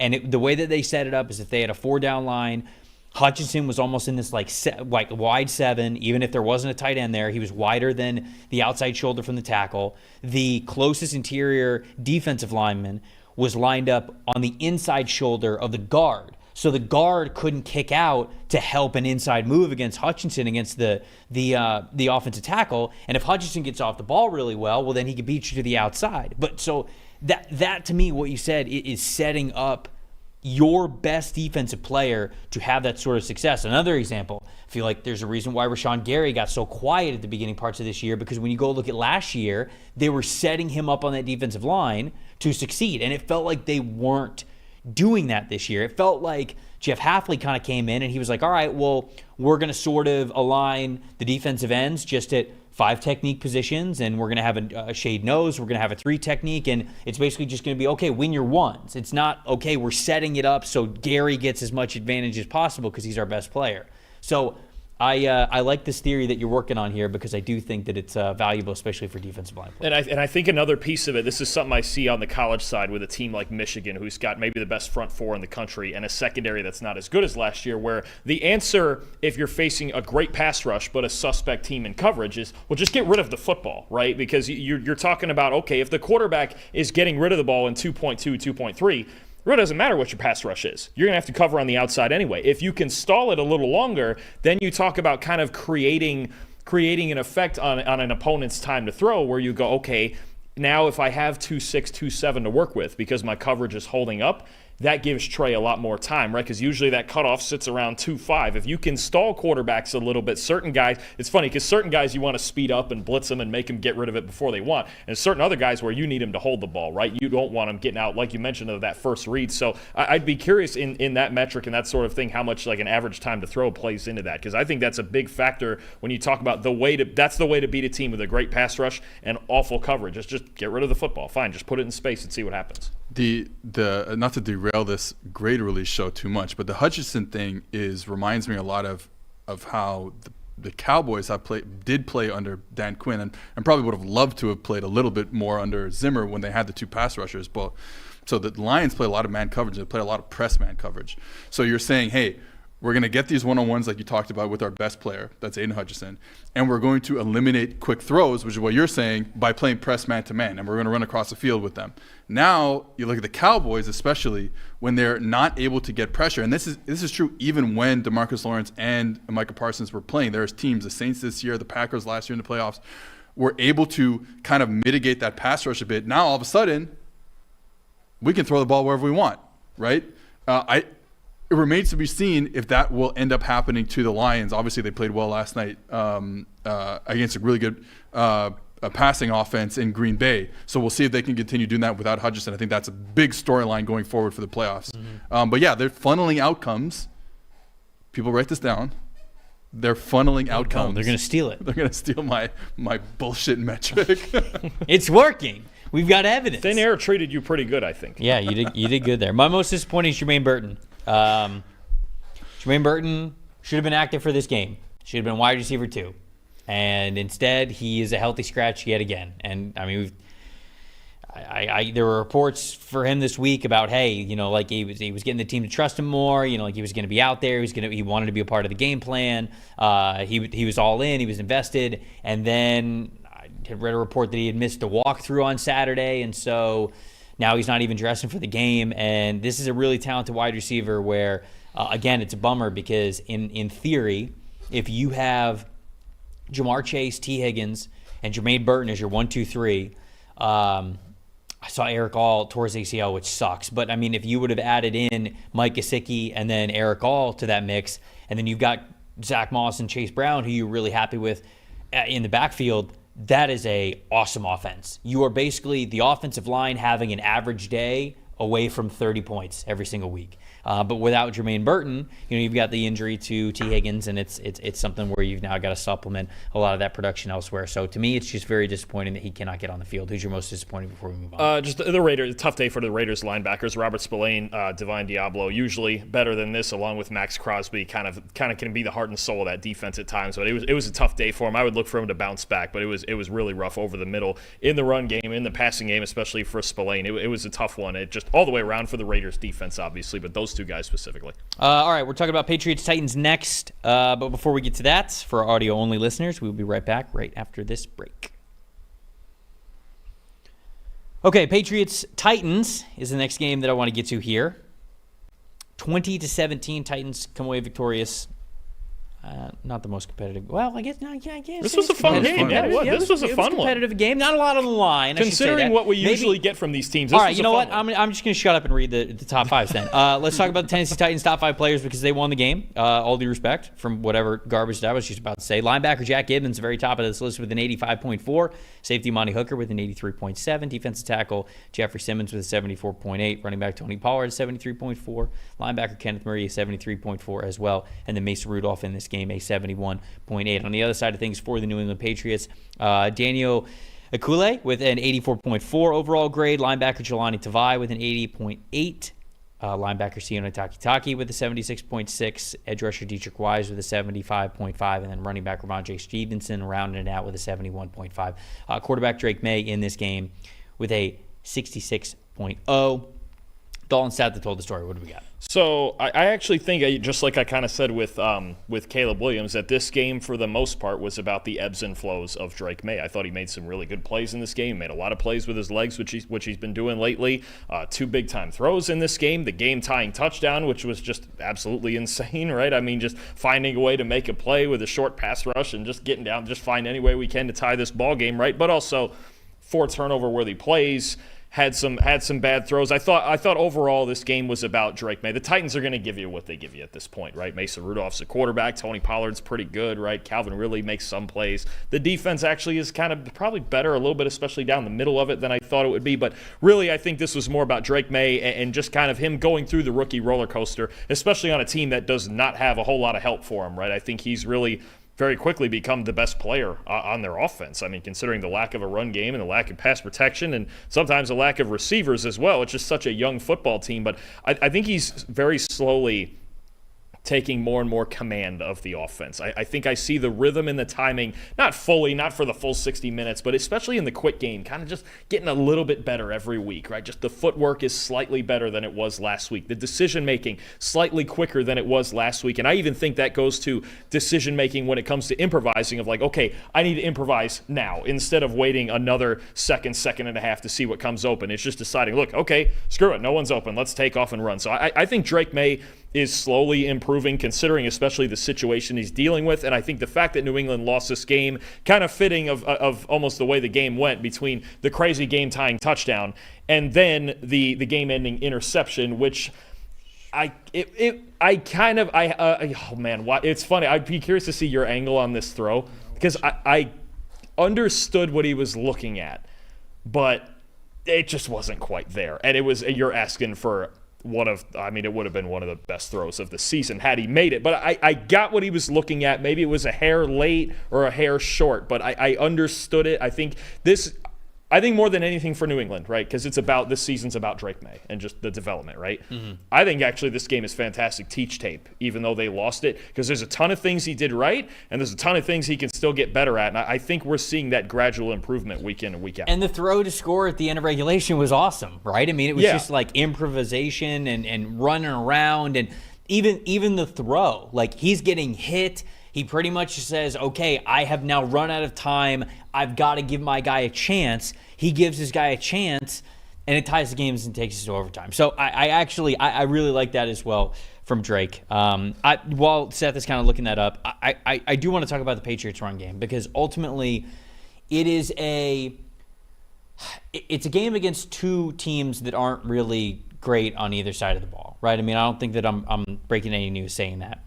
And if the Pats are going to win this season, sure, it's going to be with Drake May, but they also have to run the ball. And I would say the floor for how they run the ball has to be a lot higher than it was yesterday. Ramondre Stevenson in this game, 1.6 yards per carry average. He had 10 carries for 16 yards. And the Patriots run blocking as a team up front, 31.6 blocking grade as a team. That's just, it's never going to get it done. It's not going to get it done against the Tennessee Titans, who are not a very good football team, and it's not going to get it done against anybody. So, to me, that is simply the stat that told the story. We've talked about how bad the Patriots' offensive line is. It's going to be the reason why they continue to lose games throughout the rest of this season. It's just a matter of whether or not they will get the number one overall pick, which I believe, if the draft were to end, or if the draft were to be this weekend, they would have the number one overall pick. Most impressive for me in this one is Tony Pollard. 95 of his 128 rushing yards in this game came after contact. He had 3 explosive runs. So again, like this is a tale of, hey, 2 not very good football teams, not great passing offenses. Who could run the ball better? Well, the Tennessee Titans very clearly ran the ball better than the New England Patriots. And then my most disappointing, I'll just rattle them off here before we kind of get to yours, Dalton. Christian Gonzalez. In this game, targeted 3 times, gave up 3 catches, 51 yards, 3 first downs allowed, 45.9 coverage grade. I mean, you just straight up expect better from one of your most talented defensive players, maybe the most talented defensive player that you have there in Christian Gonzalez. So that's what I got. Your most impressive, most disappointing. Most disappointing is definitely the run game, like you mentioned. If I'm Drake May, I mean, he's not going to say it out loud because he's not trying to ruffle any feathers. But I'm like, man, help me out, help me out more than I think it was 15 total yards from their running backs or 15 rushing yards from their running backs in this game. And most impressive, a part of it is New England struggles to block, but I'll tell you what. These Titans linebackers, Jack Gibbons and Kenneth Murray, this game might have been the best that I've ever seen Kenneth Murray fill in gaps and getting to the football, right? It was a major struggle with the Chargers. Cut him. Now he's in Tennessee and trying to figure things out. But I thought the 2 linebackers were fantastic. You saw them in that top 5 of the Titans grade. So part of it was, New England struggles to block. But, man, these linebackers were flying all over the place. Gibbons had a sack as well. They really controlled the game. And, honestly, against Tennessee, if there's anything that they do right, it's not allow you to run between the tackles. Between those 2 at linebacker and Simmons and Sweat on the inside are a problem. I think that's the first thing that you say to yourself when you're playing Tennessee. You go, how do we deal with this front? Because there's actually some very talented players in there. Did you watch play yet, Seth? My internet's down. Hold on, I'm getting to it. That's exactly from memory. What we want to hear. I think this is where Drake made. I think it's a good kind of microcosm of what Drake May is right now, and where I do think there's been such really good stuff about, like you said, timing and stuff. It's been really refreshing to watch him do that. I think like I said, I'm doing this from memory, but I believe he just thought on the last play that he could beat the safety with the ball. Yep. And the safety kind of turns, I don't know if you remember, turned back, or whether and he gets deeper and he intercepts the post route, or it creates a 2-on-1 for the defense. But that's what you're going to get once in a while. And I think that's fine. Like, that's fine. We're good. Like, we're good. If we're creating positive plays on most plays, and which is what he's been doing, and then we cut down on some of the I wouldn't even call this boneheaded. This is just like believing in himself too much, probably, and still not learning how fast people are in the NFL. Then we're going to have a really good quarterback, and I think we are going to have a really good quarterback. It's a throw at North Carolina. He probably completes, right? Of you course. don't have an NFL type safety flying by there. So I think there is a lot for him to learn from this game, even in a loss. I think the Patriots should feel good about what they've seen so far. Any other takes here on this game before we move on? Quick thing, if I want to jump back to the Cardinals real quick, our friend Gordon just said Tom Pelissero reporting that Denver is trading Baron Browning, the edge rusher, to Arizona. A little bit more on defense there for the Cardinals. I like it. I don't mind that. I do like that. I think there's something there with Baron Browning, and that's a flyer that I would absolutely take on, because I felt like he was going to do more in Denver's defense. They seem to be doing pretty well without him being a major contributor, and the Cardinals are one of those teams that, they basically at this point have to take a ton of flyers, because Dennis Gardick is down, and Darius Robinson isn't really a speed rusher. I know he's been hurt throughout the early parts of this season as well, so it's like you really got to figure out if you can get something at edge rusher, because that's a major need for them going into the draft and into the offseason. So I like that they're accelerating that a little bit here. And then obviously with them being at first place in the division, put your foot on the gas. If you said that they got a chance to win this division, you said it's wide open, so why not go out and get a pass rusher who I think can be playing well than he currently is in his current situation. Dalton, so I do like that. Dalton is hedging his bets and just saying that every team has a chance to win any division Come on, now. don't spoil him. That's all how 32 teams. I can't stump for all 32 teams. I can stump for the NFC West, but not the whole league. The thing we all got to remember is that the Carolina Panthers haven't been eliminated yet from playoff contention. No, they have not. They're 1-0 in the last 24 hours. Until the math says you're out of it, you're not out of it. See, that's why PFF pays you the big bucks. I need all my mottos It's on those. the wall. It's right just behind me. those That's kinds what of I need. analytics right there. Yeah. You're not out of it until you're out of it. Chargers Browns, next game I want to hit. Chargers win this one 27-10. It felt like it was the Jameis giveth, Jameis taketh away from 1 week to the next. Although it was not all Jameis's fault. I think that we're going to dig into this. But let's look at the top 5 graded players for the Los Angeles Chargers first, as they did win this game. Edge rusher Khalil Mack, the ageless one, at the very top of this list with an 89.0. Linebacker Troy Dye with an 86.9. Derwin James Jr. an 85.7. Safety Alohi Gilman with an 81.4. Cornerback Taheeb Still with a 79.4. And then quarterback Justin Herbert, with a 74.7. You got to read, Trevor. It's part of the job. And then for the Cleveland Browns on the other side of things, defensive tackle Dalvin Tomlinson an 89.1. Edge rusher Isaiah McGuire with a 78.8. Edge rusher Zadarius Smith with a 77.8. Wide receiver Cedric Tillman a 75.5. Cornerback Greg Newsome a 74.5. And then quarterback Jameis Winston in this game a 65.3. Dalton, what was the stat that told the story to start us off here with this one? We have a situation with this Chargers defense, and it's been the side of well-coached group, you say? I would say so. When you have Jim Harbaugh and Jesse Minter, go for it. The difference, it's crazy. This is a defense that was so bad last year that really that changed. There was a couple of new people, but I mean Bosa, we're not even getting a lot of Bosa, right? Mm-hmm. Just coaching matters. Actually, I'm watching the first half of this game. I'm going to go specifically with the first half because Jameis, actually, all 3 of his interceptions were in the second half after the game was already 20-3. The Browns ran 27 plays in the first half of this game and got 52 yards and 3 points. And on third down in the first half, they had a total of -6 yards. The Chargers defense right now, you know what? I'm watching the first half of this game, and we obviously watch every team every week, but I'm watching the first half of this game, and I'm watching, obviously, Jim Harbaugh and Jesse Minter coach this team, right? Minter's got the defensive side. They were both at Michigan last year. And I'm saying to myself, I was like, oh, that looks like Michigan. There's no big plays to be had. Their pass rush is nasty, even on a D-line that was really horrible for the last 2 years. It's a lot of the same guys, and they're just playing so much better. They overhauled it at linebacker, sure. They've got Derwin James playing great again. This looks like the same football team that Jim Harbaugh had at Michigan, where they're just so darn fundamentally sound, especially on defense, and it's so hard to beat them that you don't even really know what the answer is. I have no idea how the Browns could have scored points in this game. Because their defense is so much more, like you mentioned, the coaching. They are so much more fundamentally sound on defense than they've been the last few years under the previous regime. Yep. It's a whole different thing. They're right now the 5th highest graded defense in football. And I believe they've given up the fewest points. This Chargers defense, I mean, obviously the stars, Khalil Mack and James and Joey Bosa, but they're getting it from everywhere, at every spot on the field right now, and the execution's been flawless. A team with a quality of offense like the Browns or somebody like that, they're not scoring, or the Saints last week, they're not scoring on this team. No question. And it's just because how well they have talent. They've always had talent. It was the most frustrating part of the Brandon Staley era.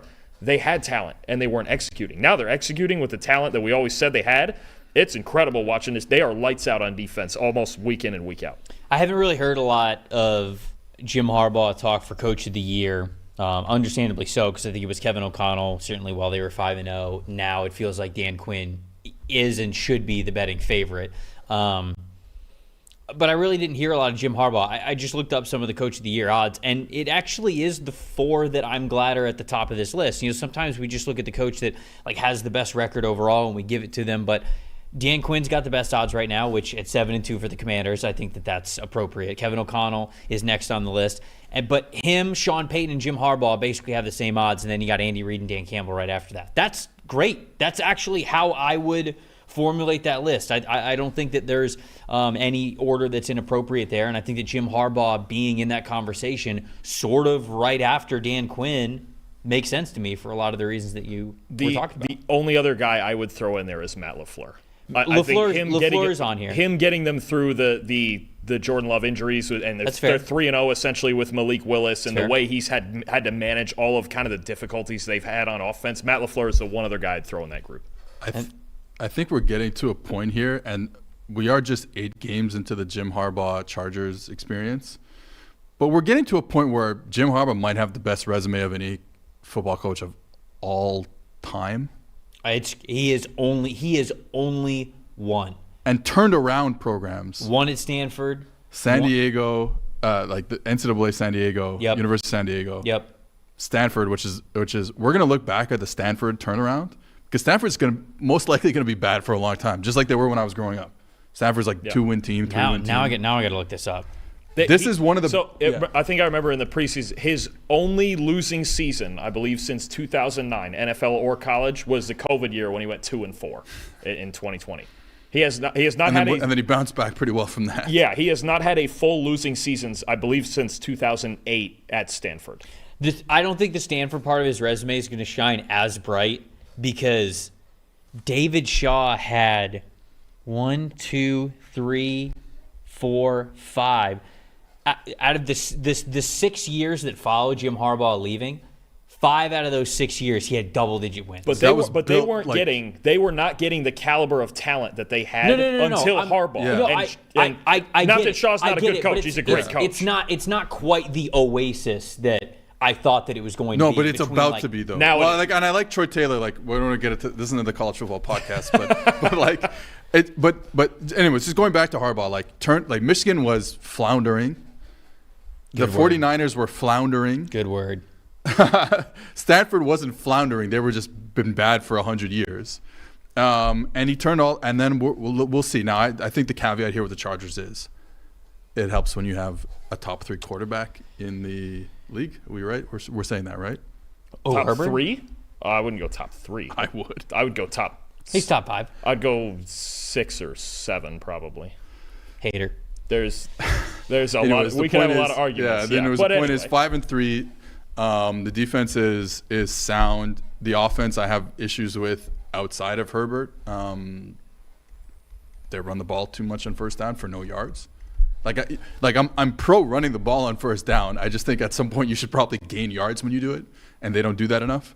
And it's what killed them. It's why they should have scored 50 points in this game, and didn't do it. But yeah, anyways, love Jim. Now this is I really wanted to look this up here.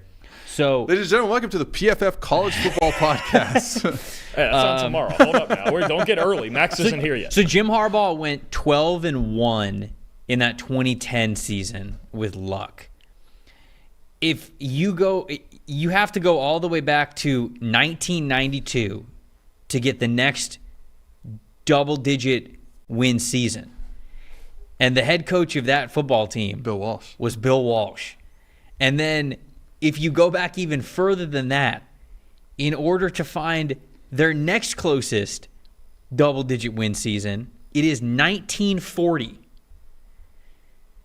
Coached by Clark Shaughnessy, and then in 1926, Pop Warner, which is what Pop Warner football is named after.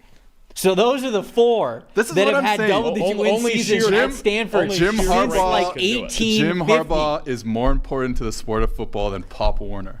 Wow. This is what I'm saying right now. All right, we don't have numbers on that one. That was actually a phenomenal rant. I'm actually glad that we went down that road. Most impressive for me is Derwin James, 82.5 coverage grade in this game, which was his highest since week 4 of 2022. He had 4 targets, only allowed 1 reception for 3 yards, 1 dropped interception, 1 forced incompletion. It was good Derwin James here. Certainly, if he would have come up with that interception, it would have looked like great Derwin James once again. And we haven't seen that in a long time, so that was the most impressive for me. Most disappointing was the Browns' offensive line, which continues to be an area where they really struggle, even with some of these guys back and healthy. DeJuan Jones was starting an offensive tackle instead of Jedrick Wills, so it looks like that's going to be the plan for them moving forward. But it's just it's not the Browns' offensive line that we think it is. And that's going to be a reason why we see a lot of these struggles here. Yep. Disappointing also in terms of the Browns defense. They got pressure on the quarterback. They got a lot of pressure on Justin Herbert, and they still allow 27 points because they just bust in the secondary all the damn time. Mm-hmm. Like you cannot have that much pressure on a quarterback in one game and still allow 270 yards or whatever, 250 in the first half. And they don't run the most complicated defense either. No, they play cover 1. That's all they do. Yeah. Cover 1, cover 3. So it's like, and this was not the case last year. And then when you're able to play man-to-man and stay tight to routes, you can, you can funnel outcomes to Myles Garrett and Zadarius Smith. You bust. Even though they were getting a lot of pressure, you bust and you let Quentin Johnson down the field on, wide open for a touchdown. Like can't bad. Have it. It's happen, and this happens every week for the Browns. Yep. Trying to see if I had any other notes on this game. Do you have anything else before we move on? Just he hit the nail on the head with the secondary, and this Charger defense, I got to credit their defensive line because that was a lot of times the problem. But you got Khalil Mack, like you said, ageless, their highest graded player. Puna Ford's been really good in the middle. I love Puna. Tuli Pelotu with 2.5 sacks in this game. He's been terrific. He was terrific in run defense for him last year. Now he's coming on as a pass rusher. Guys like Tahir Tart and Morgan Fox throwing in contribution. These are guys who, before this regime, weren't particularly good football players, a lot of them, and now they're just the cohesion you're getting on this defensive line. And look, they made a statement, several of them, through the draft, through the offseason, to get more physical in the trenches on both sides of the ball. Obviously, big names on their offensive line. The D-line's making it happen, too. This is a different Charger team than we saw last year. We talked about Coach of the Year candidates. We're going to talk about one of those here in a second. But before we get to that, when you are hiring for your small business out there and you want to find quality professionals that are right for the role, you got to check out LinkedIn Jobs. LinkedIn Jobs has the tools to help you find the right professionals for your team faster and for free. We do plenty of hiring here at PFF, and we know that it's not just about putting a resume out there and saying, okay, who can fit this resume the best? It's about finding somebody who's right for the role, who's going to be a part of your team, who's going to advance your brand, all that kinds of stuff. You got to hire somebody that you can evolve with. LinkedIn, it's not just a job board. They help you find professionals you can't find anywhere else, even those who aren't actively searching for a new job but might be open to the perfect role. We think that that's sometimes the best employees that you can hire. In a given month, 70% of LinkedIn users don't even visit any other leading job site. So if you're not looking on LinkedIn, you're just looking in the wrong place. 86% of small businesses do get qualified for candidates within 24 hours. You can hire a professional like a professional on LinkedIn. LinkedIn's constantly finding ways to make the process easier. They even just launched a feature that helps you write job descriptions, making that process easier and quicker as well. Post your job for free at linkedin.com/PFF. That is linkedin.com/PFF to post your job for free. Terms and conditions do apply. All right, the head coaching candidate The head coach of the year candidate, I should say, that I was referencing is Dan Quinn. Commanders-Giants. Commanders win this game 27-22.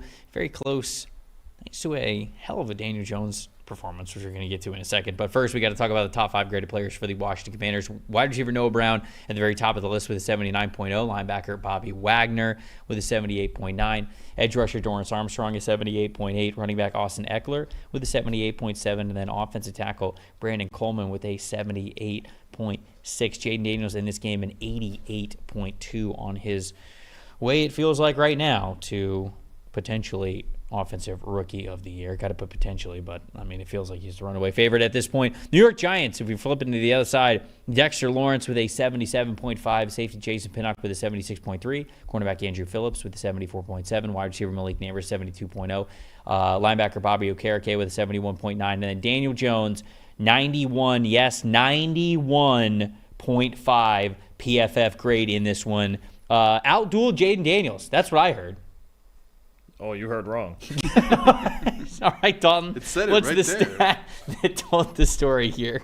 Daniel Jones was really good, but it is so hard to beat the Washington Commanders. It is, man. I'll get to my weekly Daniels rant in a minute, but the Commanders are so good at just playing clean football. It's week in and week out. You know, they've only turned the ball over 3 times the entire season. That's awesome. Yeah, and That's 3. awesome. It was once the interception up the seam he threw against the Cardinals, and there was 2 turnovers against the Browns in a game they won anyway. They haven't turned the ball over the last 4 games, and they've only done it 3 times all season. This game, no turnovers for the 4th straight game. No sacks allowed. Take out kneel downs. Only 3 plays all game that lost yardage. Only 5 penalties. They are the NFL's highest graded offense in short yardage situations because everything they can do on the ground and through the air. And they've scored now through, 9 games? Yeah, they're 7-2, 9 games. They've scored some sort of points on 59.5% of their drives. The next closest is the Ravens, right around 51. This team just doesn't screw it up, ever. They make the level of execution, even when something doesn't go completely right, to just be able to get some sort of positive yardage. I think this is a conversation that's been had a lot about Kansas City, how it just feels like, even if they're not great and they're not that explosive, they don't do anything wrong. And on first down, they just, Mahomes never takes a first down sack, or they're always in 2nd and 6 at the very least. This Washington team does all of those same things. They just don't, offensively, they don't screw anything up. The Giants, to your point, and Daniel Jones, I thought they played a pretty darn good football game. They did. And you just can't beat this Washington team right now. The first game, against Tampa, it's Todd Bowles against a rookie in his first game. Okay, it happens. Todd Bowles is going to throw weird shit at you, right? The only other game they've lost was the Baltimore game, and I think we can agree, even though the records are what they are, that the Ravens are just better than the Commanders, right? And that's what it is.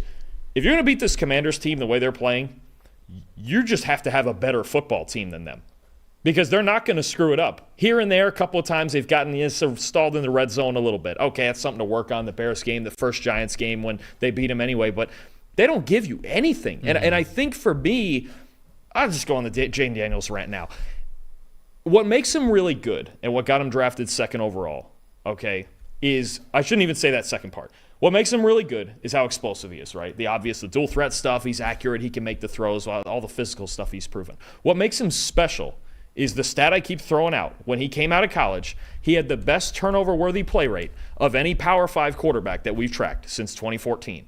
He makes the explosive happen without ever giving the football away. I don't know how you stop that at this point, whether it's on the ground or through the air, because you can't force it. Usually, it's like the Josh Allen, Brett Favre, whatever gunslinger you want to go with, where a more explosive quarterback is going to make mistakes because he's taking chances. Somehow he makes all these explosive plays and makes all the right reads and takes no chances with the football. And as long as he doesn't take chances with his body, like we saw last week and getting hurt, or I should say 2 weeks ago, and take an injury because, yeah, he's got a slim build to him. We know that. Don't take too many hits. Otherwise, when he's on the field, just like it was at LSU, there's really not an answer. You just have to go in there and outplay the rest of his football team because, why'd the Ravens win? They stopped the run. They stopped Brian Robinson, the rest of the guys. But Jaden wasn't even bad in that game. The fact that he can be so explosive and so safe with the football makes Washington really hard to beat. Yeah, it's pretty rare.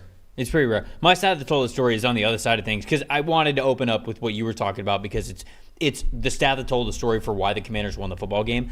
I want to tell the stat that told the story of why this game was even close, because it felt like it wasn't even supposed to be close, but it was close because of Daniel Jones. Like, this is one of the best Daniel Jones games that you're going to see. Was it perfect? No, but damn, for what Daniel Jones is as a quarterback, this is basically as good as it's going to get. 91.6 passing grade, one big-time throw, 0 turnover-worthy plays. So if you want to sit here and go like, okay, it was only one big-time throw, again, this is within the realm of what Daniel Jones is going to be able to give you. One big-time throw, 0 turnover-worthy plays.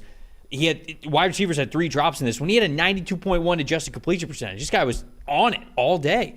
79.1 passing grade under pressure, which is fantastic. 7 rushing attempts, 6 first downs on those 7 rushing attempts, and an 89.4 rushing grade in this game. He could not give you more, realistically. I mean, sure, okay, if you want to say like, I would have rather had a couple of extra big-time throws. Yeah, I'd like to have a couple of extra $1 million in my bank account. Like, of course, like everybody wants that. What do you mean extra? It's just, yeah, you heard me right. You heard me right. Some people get extras of millions of dollars. Trevor gets a couple extra millions. I know who's paying for the wings tonight. Well, maybe you showed up to do the show more than once a year. Maybe you'd be able to throw the word extra in there too. No, but look, of course we would want it to be a little bit better in the big time throw section, but it's not, because that's just not how Daniel Jones is. So to me, this was as if we were really having a debate at this point of whether or not Daniel Jones is the guy or he's going to be on the team next year. It really doesn't feel like that's going to be the case. But Daniel Jones basically gave you the best that he's going to give you. With this roster currently constructed the way that it is, and realistically what you could probably expect maybe if you changed and upgraded the roster a little bit from last year as well. Really good rookie class from Joe Shane. I know it wasn't great the first couple of drafts, but to get this game from Daniel Jones and to lose basically tells you everything that you need to know about the New York Giants. They are destined for a top 8 pick. It's just a matter of whether they're going to get top 5 or top 3 at this point. And that's the way that I feel about that. And why it was a close game. It was closer than I thought it was going to be. But even then, it still kind of wasn't enough here. So, can I give one shout out? Sure. Noah Brown, receiver. Top of the list here. Yeah, good grade. I think that he's always been one of my favorite players, and he's getting to kind of live out his dream of being like an actual NFL wide receiver, because I'm serious, in Dallas. Didn't he play with Stroud? Yeah, in Dallas, and then in Houston last year. Oh, okay. All right. So what his role in those 2 teams was this kind of hybrid, almost like a hybrid tight end receiver, and like it allowed those 2 offenses to unlock a lot of what they wanted to do by having a guy who could play receiver but also block defensive ends and linebackers and stuff like that. That's not really his role anymore. That's not really a role that Cliff Kingsbury has in this offense. So him going out there and contributing as like a guy who runs like real routes and does all that stuff, I'm happy for him. Noah Brown. I agree with that.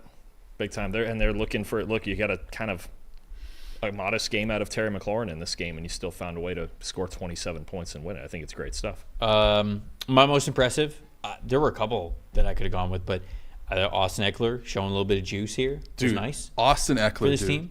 This is what happened. I don't know. There's some sort of black magic going on. Okay. Out of Austin Eckler and Keenan Allen last year on the Los Angeles Chargers, there was one football player. Out of the two of them, there was like one football player, and it was Keenan Allen. A year later, out of the 2 of them, there is one football player, but it's Austin Eckler. Austin Eckler took that juice that he lost last year, that he was running so slow. I know there were some injuries. He looks real. He looks fast. He looks quick. He looks like everything that Keenan Allen was last year and isn't this year for the Bears. I think it's in part, and he admitted this in the offseason when he was in free agency. Eckler said, he goes, look, I'm not a guy who can get 300 touches anymore. He goes, he even admitted, he goes, I'm wore out doing that. I can't. I got to get as part of a rotation. And what they have going right now with Brian Robinson, even though he didn't play yesterday, with Austin Eckler, with even Jeremy McNichols, who's given him some. That committee, and even I've talked over and over about Jaden Daniels and the holes that he opens in the go. You check the tape. Look at how many times that they run that cutback. They get that cutback in these zone plays inside of that read option guy, because he has to freeze on Daniels. There's so much more space to work with than in a rushing offense like the Chargers last year, who they didn't block a soul anyway, and Herbert's not really an option threat like that. It adds so much having Daniels as a part of that run game in this offense, and the fact that Eckler per game does not have to get as many touches as he used to. My most disappointing in this one is the New York Giants, who had a season low 8 pressures as a team. How is that different than any week? The most disappointing team in any game that the Giants play are the New York Giants. Oh, did I say the Giants? Did I not say the Giants? I mean, you go more specific. Oh, okay, all right. Sorry. You were. I was already on. You were probably getting there. You're a little harsh up front. The most disappointing team for the New York Giants is the New York Giants, which is obviously true. But I'm going to talk about the defensive line specifically, and I think that was the most disappointing group because that's supposed to be the strength of your team. They had a season low 8 pressures in this one. Dexter Lawrence had a below 10% pass rush win percentage. Azeez Ojulari did as well. Brian Burns was a little bit over 10%, but still it really didn't yield itself in any way, shape, or form when it came to pass rushing production. So this is supposed to be the strength of your team. And Washington Commanders' offensive line, we went into this year thinking that this was going to be an Achilles heel for this team, and it's not. It is a strength. They are one of the top 10 offensive lines in the NFL, and I think they showcased it yesterday. So most disappointing or anything else? Yeah, well, I'll add to the Commanders. You talked about the offensive line. This is a situation where what they did. Now, Cosby's a good player. They paid him in the offseason or before the season started. They went out and they just got good enough players, and that's sometimes enough, especially when you have some dynamic players, and the run game, like you said, can be more dynamic because of the quarterback. But that's just enough to be able to have a coherent unit rather than one guy who's really good and the rest of them stuck. And that's a PFF talking point. It's been like that for a long time. Creep back to average, right? And that's what they did, getting the center, getting the Allegretti and Biotish and all those guys, and Cosby being a good player. Like, that's been enough, and it's going to take him to the playoffs. Before we move on? I have Tyler Nubin, just struggled for the second straight week, kind of hitting that rookie wall a little bit. Missed 3 tackles, couple of big catches he allowed in the fourth quarter, but honestly, I almost put nothing for most disappointing. I thought this was just a pretty good football team where the better team won. And with that, we will move on. Saints-Panthers. Here we go, boys. Buckle up. Noted Saints fan, Seth Galena here on the desk with us. The Carolina Panthers win this game, their second win of the year, 23-22. They defend home turf. So for Carolina, because they won, we will look at their top 5 graded players first. We don't get to do this very often this season. Carolina, number 1 graded player here, Chuba Hubbard with an 81.5 overall grade. Cornerback Dane Jackson with an 81.2. Rookie tight end Jatavian Sanders with a 78.9. Cornerback Mike Jackson a 78.8. And then cornerback J.C. Horn with a 72.6. Good day in the secondary here for the Carolina Panthers. Bryce Young in this game, a 77.8. And then on New Orleans side of things, Lucas Patrick was the top graded player here with an 84.6. Offensive guard Nick Saldiveri with an 81.1. Safety Jordan Howden with a 79.7. Offensive guard Cesar Ruiz with a 79.2. Running back Alvin Kamara with a 73.2. And then Derek Carr in this game a 51.7. I'd be remiss if I didn't open up this segment by saying that Dennis Allen, their head coach, has been fired. Losing to Carolina, straw that broke the camel's back, right? Because, I mean, they were already struggling on a massive slide since starting the season, 2-0. Very clearly we're not going in the right direction, and then lost to one of, if not the worst team in the NFL. That's a tough pill to swallow, no matter how you look at it. Seth, I will let you go first if you want to have a rant here about the New Orleans Saints or anything that you saw in this game. No, I think I'm actually like kind of a Dennis Allen apologist to a certain degree because that's tough. Yeah, it's my worst trait. But I because I look at Dennis Allen and I've told this to you before. I've told some other people, like, this is a guy who's put together a really good defense over his time in New Orleans and really turned around the defense in 17. Like, he'd already been there for a couple of years, but really turned the defense around in 17 and gave life to the Saints at the end of the Drew Brees career, and they were really the best team in football from 17 to 19, basically, in that 3-year stretch. The defense got older. They could only replace through the draft, and they hit some good players, but they didn't hit completely elite players in the draft as much as they needed. And some guys got older, and Cam Jordan got older, and Tyrann Mathieu got older, and Demario Davis got older, though he's what a player he is still. Yeah, still playing really good. And all that stuff happened, so that defense was never going to be as good as it was. It was always going to drop off, and that officially did happen. I don't think that's, he's clearly a good coordinator on defense, there's no doubt. But what he did was he tied himself to Derek Carr, and you don't want to do that. you just don't want to tie yourself to Derek Carr, and that's not and that's the problem here. Like, he is clearly a good football coach in terms of coordinating a defense. I don't know what it's like in the locker room, him as a head coach. I don't want to speak on that. When you start losing games, everyone thinks it's bad culture and whatever. But you're losing games because your offensive line is no good. The Ramczyk and McCoy absences really hurt this team, and I think that is worth noting as sort of like context here. Is Ryan Ramczyk not being able to play the entire season? I don't know how much they knew beforehand, but if this was in the cards or not. But they draft Talise Fuanga in the first round, so they already had Trevor Penning too. So they sort of like already knew that this was going to be a possibility. So they sort of did whatever they could do. And at the beginning of the year, Fuanga was playing well. They were able to sort of mitigate some of maybe the pass rush deficiencies that he had. Your interior offensive line was playing well. Lucas Patrick was playing well. I think McCoy was sort of the glue that brought everything together. And then he gets hurt. Ramczyk's not there. So Talise Fuanga misses time, and now it's just completely unraveled up front for them, which is I think it's worth noting. I think Clint Kubiak did a good job early in the season of squeezing as much juice as he could out of that roster. Now the two receivers are really good, Olave and Shaheed, who aren't going to basically play for the rest of the season, and they've both missed a lot of time, but when they're there together, they're a great duo. This is a failure of Mickey Loomis and the front office more than Dennis Allen. I'm sorry. Like it's really like that. Again, a lot of that is on Dennis Allen wanting to bring in Derek Carr, but if you're Mickey Loomis, you can just be like, no, we're not going to do that. Like I get there has to be like a good relationship between the head coach and the general manager, but like, this is a failure of the cap and everything like that with Mickey Loomis at the forefront. I think that needs to change as well if the Saints team is ever going to get back to being the team that I like to watch. I think the problem they had is having a good team and then having Breeze retiring. Okay, you see this can happen, and we thought it was kind of happening with the Chargers until, and they had the 5th overall pick last year, is when you're a team that's just good enough to win 7 or 8 games a year but not bottom out, it hamstrings you, especially with as poor as the Saints' salary cap situation is. They can't really go out and buy any players that can help them, any veterans. They're drafting in the middle of the first round and not hitting on a ton of them. I think especially on offense. Especially on offense, they're not hitting on them. I mean, it's a situation where they have tried for as long as they can to not have a tank season, and now they're in the middle of a tank season. Yeah, this was like the accidental tank, which is like it sucks. I like watching the Saints and I like it when they win, but at the same time, like you can put the nail in the coffin of this kind of era that started in 2006. And you mentioned, I think, too, about 2017 and how it's a lot of the same actors, right? Especially about Lattimore. Well, it's his 8th year in the NFL now. Like Dennis Allen coming in and and changing the defense, because that was obviously one of the worst defenses, and like 15 and 16 is one of the worst defenses of all time, really. Yep.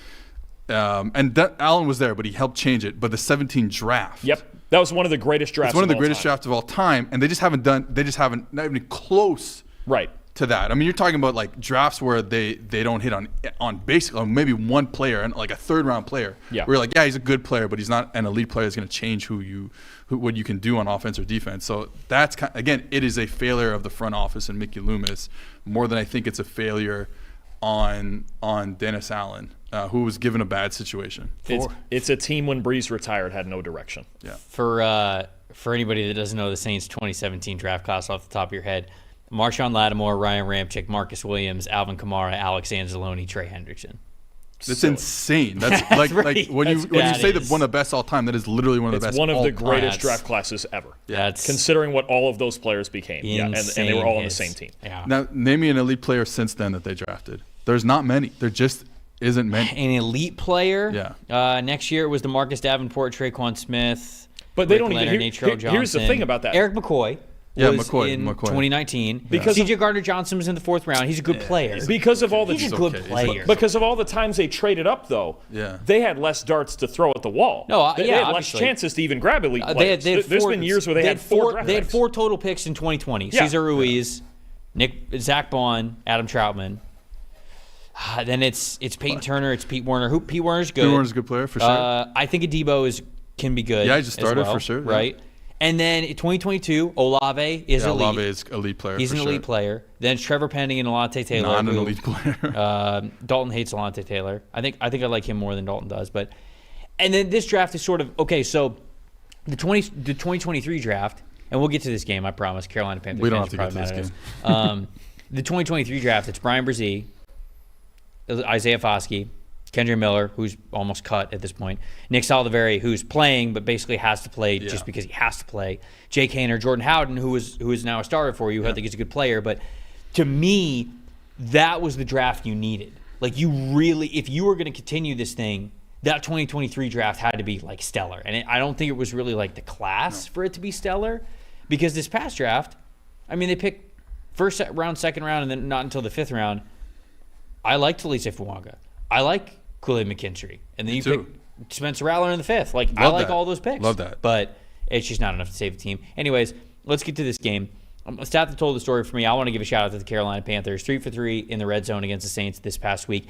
85% red zone conversion percentage for the Carolina Panthers over the last 3 games. Like, they're really turning it around from what it was at the beginning of the season. 65% now on the year. That's, I think, a top 10 mark in the NFL when it comes to red zone conversion percentage. So they're sort of figuring this thing out. They're getting in a groove, especially when space is at a premium. And I think that is a big reason why they won this game. Obviously, Bryce Young is a big reason why as well. He's my most impressive, how he's been able to bounce back. 75.2 passing grades, the second highest of his career over the last 2 years. 2 big-time throws, 1 turnover-worthy play. And then this stat I loved. 86.1 passing grade versus single coverage against the New Orleans Saints. When you are passing against single coverage, that can mess with your mind. And I think that had really messed with his mind throughout the majority of the first 2 years that he has been a starter. He has not wanted to attempt quote-unquote NFL open throws. You know, like some of those throws that, and I'm not saying that everybody has to be Stafford special, but like, I'll throw Geno in there as well. That Seattle versus Los Angeles game that we saw yesterday, I mean, it is just layered, beautiful throws against single coverage where you have to go give your guy a chance to win. And I did not feel like Bryce Young was comfortable giving his guys a chance to win as much as you needed to before he got benched. What we saw against the Saints, I felt like he was willing to do that. And I don't know if it's just because he feels like he's got nothing to lose at this point or whatever, but that's the attitude you need to win the football game. Now, I'm not saying that means they're going to go 500 from here on out of the season. I still think they're going to lose more than they win. But that was at least good to see from Bryce Young here in this game. Yeah, I agree. I think what you have, a couple of things. What was concerning to me earlier in the year, I'll go with another one. Clean pocket passing grade in this game, 75.1. Fantastic, maybe not, but it was his best of the season. And I thought there was just a better rhythm. It looked like earlier in the year we talked about he was afraid to throw the football. You just mentioned it. It looks like there's a point in every pass play for the most part when you go where it's like now they have to throw the football. Okay, this is the moment. And there was times earlier in the year where you'd be like, okay, now, and he would throw it, and he would just be standing there in the pocket, just afraid to throw it. In this game, I felt like there was just a better rhythm, and it was a more decisive Bryce Young. And he has to be that level of decisive because obviously with the smaller frame, he doesn't have a big arm. You can see it on tape. He obviously doesn't have a Josh Allen, Justin Herbert type of arm. He has to be on time. I thought he was on time more often in this game, maybe than I've seen him at least since any point this year, and maybe going back to late last year when it was maybe starting to get a little better, but then it kind of broke down on him still. So I'm with you. I thought Young was a lot better in this game, and I thought Carr, this was a tough return for him. Obviously, it was a tough game for the entire Saints team, but 51 passing grade from Carr, 54.5 from a clean pocket. And look, I think it's clear at this point. I know Clint Kubiak's put it together. He got the early jolt, but only 2 deep completions. One of them actually somewhere down near the red zone at like the 17, and the other one was a post at exactly 20 yards. Take away the deep ball, the home runs from this offense, and obviously, you mentioned Shaheed and Olave both hurt, and Shaheed especially was so important with this. They don't have a deep threat, and the other thing I'll say about this Saints offense, when they get in the shotgun, they are not a threat to anybody. Let me throw this in here. Under center, they're the 10th highest graded offense in the league, okay, right? They get to the Kubiak stuff, the Shanahan stuff. They run it, play action, they get deep balls going, all that stuff. When they're in the shotgun, they're the 5th worst. There's just nothing. There's nothing there. When they get in the gun, and Derek Carr is throwing the football, I mean, literally, I watch their offense, and every play they get in the gun, I go, nothing's going to happen here. They're not a threat in the shotgun, in the pistol, whatever you prefer. It's nothing. Under center, old school Kubiak stuff, pretty good at it, better at it when they were healthy, but just they get in the gun, there's nothing. And you put them in obvious passing situations, and I really think there's just nothing to worry about other than a Kamara check down. Anything else before we move on? Most impressive, Alvin Kamara. I mean, he tried. 35 touches, 215 yards. He tried. I mean, good, to be honest with you, if they hadn't signed him to a 2-year extension because of their cap situation, this would have been the perfect game to trade him today off of. This would have been the perfect sell high day to trade Alvin Kamara to a contender. But you just signed him to this 2-year extension, just trying to create cap space. Yeah, we know what this is about. He also, it does seem like he wants to stay, like he does like New Orleans and wants to stay in New Orleans. So I get that part of it as well. But yeah, when you're wasting a 215-yard day from Alvin Kamara by the quarterback. It's tough. Ravens Broncos. We'll talk about that game next. A little Sean Payton, New Orleans kind of connection here. That's a good transition. here. See that, depending on who you are. Baltimore wins this game 41-10. I feel like it was closer than 41-10. I think we'll dig into that a little bit. But Baltimore's top 5 graded players here from this game. Wide receiver Zay Flowers at the very top of the list with a 94.5 overall grade. Massive day for him. Guard Patrick McCarry with a 90.8 overall grade. Safety Kyle Hamilton with an 88.4. Safety Ardarius Washington an 85.5. And then center Tyler Linderbaum with an 85.3. Quarterback Lamar Jackson a 93.0 grade in this one. On Denver side of things, linebacker Quan Alexander a 92.4 grade. Hell of a day from Quan Alexander there. Wide receiver Cortland Sutton a 79.0. Edge rusher Nick Benito a 76.9. Offensive tackle Garrett Bowles a 71.1. And then edge rusher Jonathan Cooper a 67.5. Bo Nix in this game a 63.2. So not the worst, but certainly not the best. Dalton, stat that told the story here. What do we got? So the Ravens, I thought this was just a game once we saw it that the Broncos, more power to them. They're having a great season. I would just, if I'm the Broncos, I just toss this tape out the window. The Ravens, the way the Ravens came out and played, they weren't beating them. And I think that you're right. And my stat that told the story is Denver's first quarter missed opportunities because, again, this game ended 41-10. I thought it was a lot more competitive than 41-10, but it just got to a point where the scoreboard got away from the Broncos, and it really started in the first quarter because Denver's first possession of the game, you remember, I think it was the second play of the game. It's a tip pass that's an interception. Okay, well, what are you going to do about that, right? I mean, it's just one of those plays where the ball does not bounce your way. Interception, goes straight to Baltimore. The second possession for Denver and the third possession, both of them get across the 50 in areas where on fourth down you should go for it. It is more advantageous for you to go for it. And in both occasions, they turn the ball over on downs. So at that point, there wasn't a lot going on for the Ravens offense. But to your point, they started to heat up. And it's like, okay, well, you had these 3 bad possessions from the Ravens, or at least limiting possessions from the Ravens, and you didn't do anything with it. You had the turnover on downs, and the turnover on downs. And at that point, it was like, okay, floodgates time. And then it was like touchdown, field goal, touchdown from the Ravens. And there was no chance that they were going to keep up at that point. So I actually do think that the Broncos were closer to the Ravens competitively in this game. It was just sort of like you said, just kind of throw out the tape. Like it was just a game that you were not destined to win this football game. When the Avalanche gets going for Baltimore, it's tough to stop. I think that's the other Denver team. The other Denver team. Sorry, got me. No, you're right. Got it. Okay. Sorry, I forgot hockey season just began. Good call. Anyway, go Bolts. Good stuff. Hey, Nate McKinnon, great player. Hey, there you go. See that? Proud of you. I think I don't know Nate McKinnon, Cale Makar, all that stuff. Wow, he names 2 of them. Now you're just showing off. You remember him beating the Lightning. Okay, all right. Start talking about this game. Anyway, Baltimore, 89.4 offense grade as a team. That's their highest in a game since, remember Lamar's first MVP season when he pulled the famous spin move here in Cincinnati?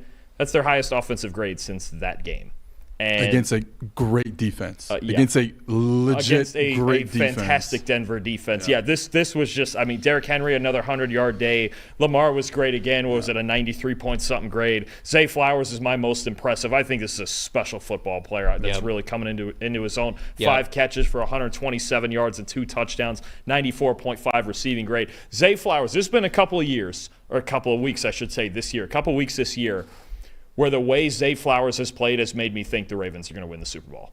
Because this is the type of guy. Well, that's the receiver they needed. Right. It's the guy that, I know they just traded for Deontay Johnson. They have all the tight ends. But the elite perimeter threat is something that they really haven't had the entire time that Lamar Jackson's been there. If Zay Flowers is going to be that guy, that's the one that I go, okay, now they're really two-dimensional all the way out to the sidelines, inside, outside, between the tackles, wherever. I mean, at 7.3 yards per play against a defense like this, it's just silly. I mean, the Ravens, their offense just had a day that you don't forget. And if I was jumping to most disappointing, the Broncos, 29.5 team coverage grade. Obviously not very indicative of what their defense has been. That's actually right in the territory of when they gave up 70 to Miami last year. So, again, Ravens offense had themselves an all-time day.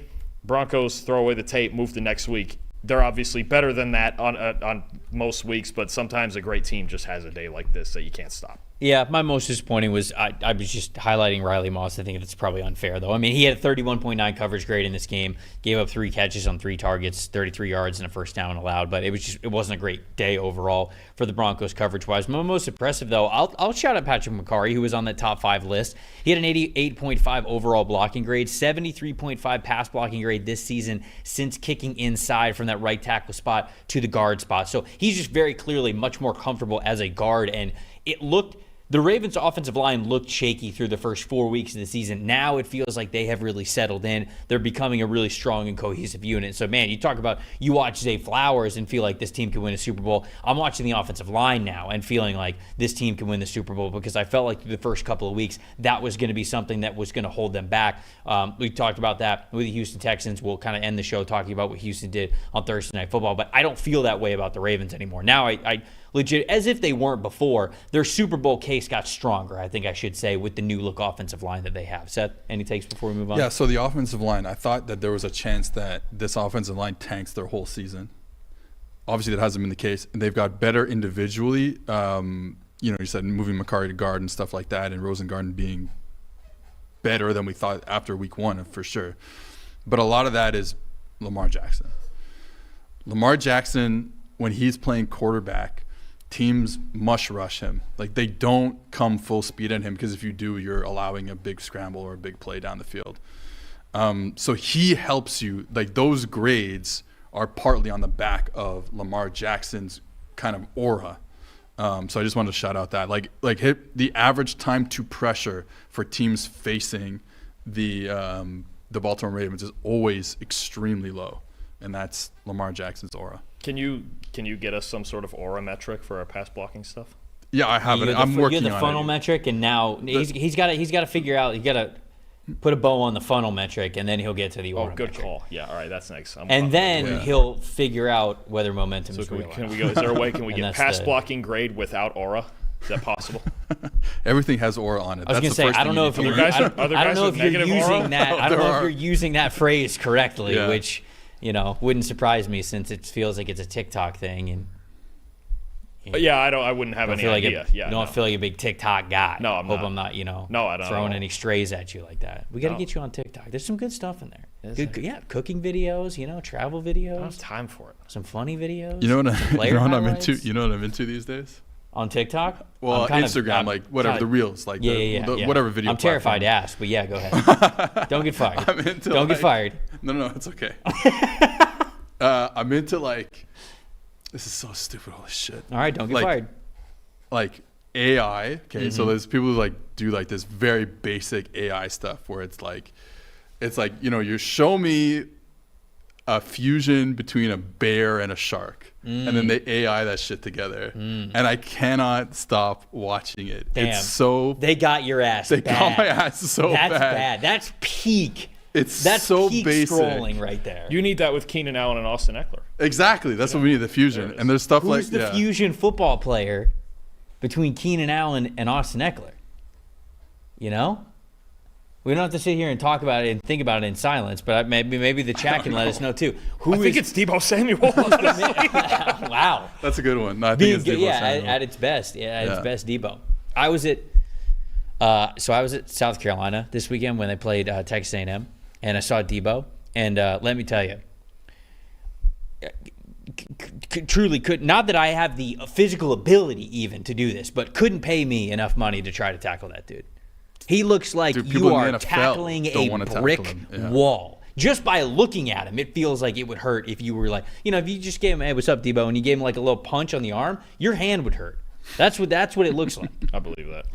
And that's why Kyle Shanahan basically just gets the ball in his hand in any way, shape, or form. It's a freak. All right, we're going to have the Trevor Lawrence conversation. We're going to have it in a second. But for our audio-only listeners, we'll be right back right after this. All right, Jacksonville Jaguars at Philadelphia Eagles. Eagles win another one. They're on a roll. 28-23. Eagles' top 5 graded players here that we have in this game. Linebacker Zach Bond at the very top of the list with a 92.6. Fellow linebacker Nakobe Dean with a 92.3. Who says the Eagles need linebackers? Not in my mock drafts, baby. Not with a list like this. Offensive guard Mekhi Becton with a 92.0. What year is this? Is this when he was at Louisville? This is Louisville tape. We sure? This year? 2024? Some said it wasn't possible. Some said it wasn't possible. He proved us wrong.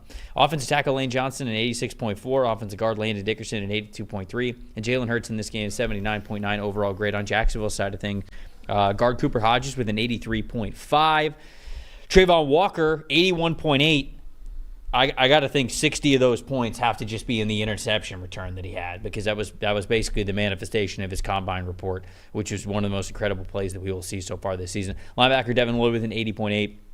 Linebacker Foyesay Aluakon with a 75.0. Edge rusher Josh Hines-Allen with a 73.2. And then quarterback Trevor Lawrence here with a 73.1. Stat that told the story, Dalton. What do we got? All right, I'll let you guys have the Trevor conversation. One team here could run the ball, and the other one couldn't. The Eagles had 237 rushing yards.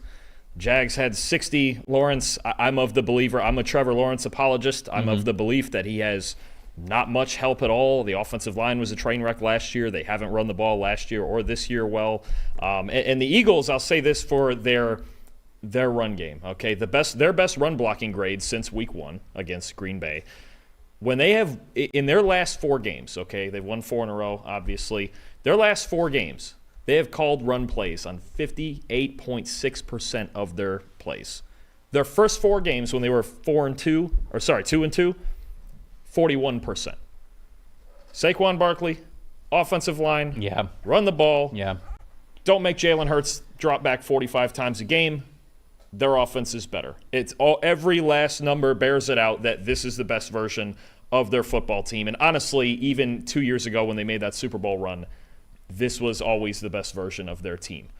Run the ball, let Hurts do some RPO and play action stuff, take some deep shots here and there. You have the receivers for that. This is how the Eagles win ball games. Now, some controversy mixed in here because this could have been a lot wider margin on the scoreboard for various reasons, but this is how they win. Run the ball, be more physical, get out. I think Hurts is a great point guard. I do. When you don't put too much on his plate in the passing game, I really think he can be one of the more efficient quarterbacks in the NFL. And certainly the way that Saquon Barkley is running the football, the way that the offensive line is playing, of course, having A.J. Brown really helps. Having Devontae Smith when he is out there as well really helps. And I think you just look at a Philadelphia Eagles roster that is filled with superstars at a lot of different areas, and Hurts doesn't feel like he has to take on too much weight. And I'm not trying to say that as like a shot at Jalen Hurts, but when you allow him to really sit back and just be an efficient quarterback instead of this guy that has to have the ball in his hands and create and do all the kinds of stuff, he can be good for you. And I want to give him his props here. Last 3 weeks, passing grades above 75, and his adjusted completion percentage is an 88.7. When he thinks about just kind of the things that he has to do, and I'm not saying that just means it's the dink and dunk stuff, because it's not. He had a 93.3 passing grade when throwing 10 or more yards in this game. So when I say that he is great as a facilitator and as a point guard, that's not me saying, oh, he's just a screen or a dump-off merchant. That's not what he is. He will throw the beautiful deep ball to A.J. Brown. We saw it with Devontae Smith even in the back of the end zone. Like, he is capable of that. I just don't want him throwing 35 times a game. That's all. I want him targeting, at 20, 25 times a game. That's what I want Jalen Hurts to throw the ball. We've seen over the last 3 weeks specifically how efficient he can be when that is the game plan. And it only really works because they have Saquon Barkley. And if they didn't have Barkley, I think that they would ask too much of Jalen Hurts, and I think that the return on investments would diminish. But right now, they're really rolling, the Philadelphia Eagles are. So that's how I view that. Stat that told the story, I mean, the Jags' run game was not good enough. We talked about this here on this show over the last probably month. All the talk is always about Trevor Lawrence. If the Jags don't run the football well, they will not win the game. I'm not saying this, again, to be overly critical of Trevor, but he is not at the level of quarterback play that he needs to be, and the receivers just straight up aren't good enough right now with all the injuries that they're going through to win the game passing the ball as like a first and foremost, we are a air it out type of a team. They are not good enough. If they do not run the football well, they will not win the game. That's how I feel, and that's how I think that this game played out. And they even had a shot to win it at the end. Most disappointing for me was that last play that they had. Ridiculous. Dude, so, okay, let me walk the people through this, because if anybody missed it, this is the last meaningful play. This was the Nakobe Dean interception. This is the last meaningful play of the game. Jags are down 5. Score was 28-23. They've got the ball 1st and 10 on Philly's 13-yard line, okay? This game is in reach. They have gotten the ball to a spot where they can win this football game. They throw a wheel route / jump ball to Dearness Johnson, their third string running back out of the backfield, at a front pylon throw in the end zone. He's 5'10". It's his first target of the game, and it was intercepted because Lawrence threw it too high because Dearness Johnson is 5'10", and he's your third string running back, and you haven't thrown it to him this game. So it was a hell of a play by Nakobe Dean. I don't want to take away from him. It was a full extension, like diving sort of interception. It was a great play by him. Why is that play? Why is that even an option on what you were doing here? He was one-on-one with the linebacker, so I suppose, like Seth, you can correct me if I'm wrong here, but like I suppose you're one-on-one with the linebacker. It's a matchup that you could be comfortable with. But again, it's not like Dearness Johnson's gotten 5 targets in the game at this point. I might be comfortable with that throw if it was Travis Etienne. Just first target. I thought that was crazy, and it's just it's more evidence to Doug Peterson and Press Taylor as the offensive coordinators. They are not in sync with this offense. And we've pointed it out from red zone percentages. We've pointed it out from third down percentages. And at the end of the game with a chance to win it, that's what's dialed up. That's what you go for. They are totally out of sync. And I think that this season is lost now because of it for the Jacksonville Jaguars. Yeah, I think when I watched that play, I as the world's like number 10 Trevor Lawrence apologist. Number 10? Number 10. I know 9 people that are ahead of you. Ahead of me. This was a bad read. This was a bad play call. I agree. Yeah. Should never maybe they're trying to fool them by saying like, hey, Dearness Johnson's never going to run down the field that type of thing. They got man coverage, so like they felt. But like once you get to the end of your drop, if you're Trevor Lawrence, like Nakobe Dean has not fallen for whatever you were trying to do, and maybe he just didn't see it. Maybe there was a pass rush kind of in the corner of his eye, so he throws it, and Dearness Johnson was never open. And it's too bad. So I put a little bit of that on. I put a lot of that on Trevor. I think the play call is bad too, but I also put a lot of that on Trevor. I ran through my stuff. What else you got? So most disappointing is just the Jags offense in general. I just watch them. There's no identity. I think at this point I think they want to be a team that just chucks it down the field a lot, and they're not good enough to be. I don't know what they want to do. I watch them. They want to throw it deep. I watch them, and I get that, but you have to set those things. Like we have 100%, talked about 100%. We've talked about a different thing that they've done wrong every single week on offense. Yes, right. Yes, we're 9 weeks in. It's not a sample. This is who they are. Add all these things up through half a season. I don't know what their identity is. I don't know what they're trying to. I actually watch there's them and Dallas that I watch, and even the Jets a little bit where I go, I don't know what you're trying to accomplish here. So I'm serious. Like, at least the Saints, okay? The Saints are really bad on offense. But I know what they want to do, even. I agree. And they're just not great at it, and they have injuries and stuff. The Jags are a team that I have no idea what they're trying to do on offense. I don't know. And that's why Trevor Lawrence is chucking all these deep balls, because I think, well, let's just swing for the fences, and it'll work sometimes. Like a play like that. I don't think they don't do anything with any sort of conviction on their offense at all. And they have a hard time doing it even when they have conviction, because we learned last year they can't block anybody. They still can't block anybody. They can't run the ball at all. They ran for 60 yards in this game, and they're chucking deep balls. They're still chucking deep balls, even when there was a couple of weeks when they got a little more conservative and it started to work. So it's frustrating. It's a frustrating watch. I'm with you. I'll be number 11 on the Lawrence bandwagon. I just don't think there's no way in this offense right now that he's set up to succeed. He's extremely talented. I don't think, is it any different than Justin Herbert last year? When he wasn't set up to succeed in any way whatsoever. He's a young kid, right? And he's different because Herbert's better. For now he is, but this is what Herbert looked like last year. What was there that was, and we said I've liked Herbert through his struggles more than I like Lawrence through his. I could see that. I'm okay with that. I could They're see both. it. They will both Roys. They will both rise from the ashes. I thought you said they were both on roids. Like Phenai. No, I'm kidding. And arms like that. No, anyway. Yeah. But no, I'm kidding.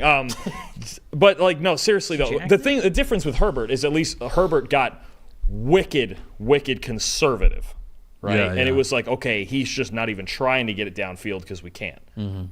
Lawrence is going the other way where he's getting real aggressive. That's what I'm saying. And it they looks want bad. their identity to be. They want to have a top 5 ADOT in the NFL. I don't know if what they want. Yeah, but it's like because that's what they wanted last year. For sure, and I think that's partly on the quarterback and partly on Press Taylor and Doug Peterson. But like you said, like there's no cohesion, so they're just kind of randomly throwing stuff against the wall offensively, and then like you're gonna get these type of outcomes. Wasn't there a big thing 2 years ago when they made the playoffs? Wasn't the big thing yards after catch? I thought that was like a whole big thing that they were like top 5. They were like top 5 or top 8 in yards after catch, and we get horizontal. And Now we they get the want ball air. in Now they space want and air stuff. yards. Now they want air yards. Love air yards. I mean, Of course, everybody does. It's cool when it works. It's also the most difficult thing to do in the sport. 100%. So you just better be ready for it. It also doesn't happen. It also doesn't help that you traded your left tackle last week, right? Not that Cam Robinson was like a world beater. There's a reason why you're looking to trade him, but it just. Cam Robinson 0 pressures against the Indianapolis Colts. Sorry, last what I night. meant to say was future Hall of Famer Cam Robinson. It's tough when you trade him last week. It's just a tough look. But yeah, there we go. All right, we got 3 games left that we're going to get to. Before we get to those, though, there are some things the school doesn't really teach you, right? I talk about that all the time. Like, there's a bunch of classes that I had in high school. I don't know if it taught me anything. I was like, well, hopefully it taught you some things. But I'm like, I wish there were classes for this or honestly, when I was in high school, what to do with your money, investments, taxes, things like that. I didn't really learn that when I was in high school. And how to handle the financial world is some of those things that you could have learned when you were in school. When you do that, you have a plan that'll help you succeed for later. That includes your kids. That could be part of that plan. That could be part of something you learned in a financial class, maybe if you were in high school. Fabric makes it easy for you to set up an investment account for your child now, and it grows with them and helps them prepare for their financial future. Fabric by Gerber Life. It was designed by parents for parents to make it easy to plan and manage your family's financial path. With a kid's investment account from Fabric, you can start investing in your child's future today. It is all online. Setting up your account takes just 5 minutes.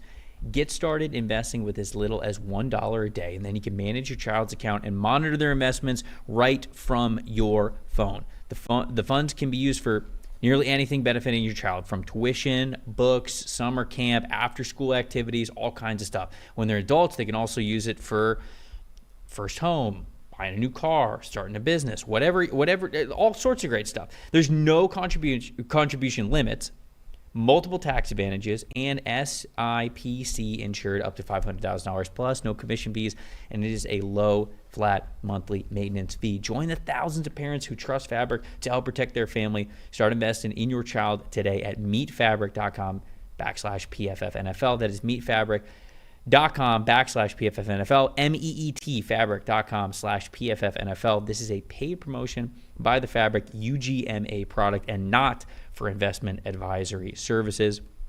Portfolios are managed by For Washington Investment Advisors Incorporated. Custodial services provided by Apex Clearing Corporation. All investing is subject to risk. Terms apply. Learn more at Meet Fabric. That's MEET fabric.com. We saved the two best games of the Sunday slate for last here, and then we'll touch on Thursday Night Football really quick. Lions-Packers. Let's do that one first. Lions go into Green Bay. Terrible weather. End up getting that massive division win, 24-13. Let's take a look at the top 5 graded players from the Detroit Lions. Safety Kirby Joseph's at the very top of the list with an 87.7. Wide receiver Amon-Ra St. Brown with an 82.7. Tight end Sam Laporta with a 79.4. Guard Kevin Zeitler with a 78.7. And then linebacker Jack Campbell with a 78.5. Jared Goff in this game, very efficient, even through the rain, 76.2.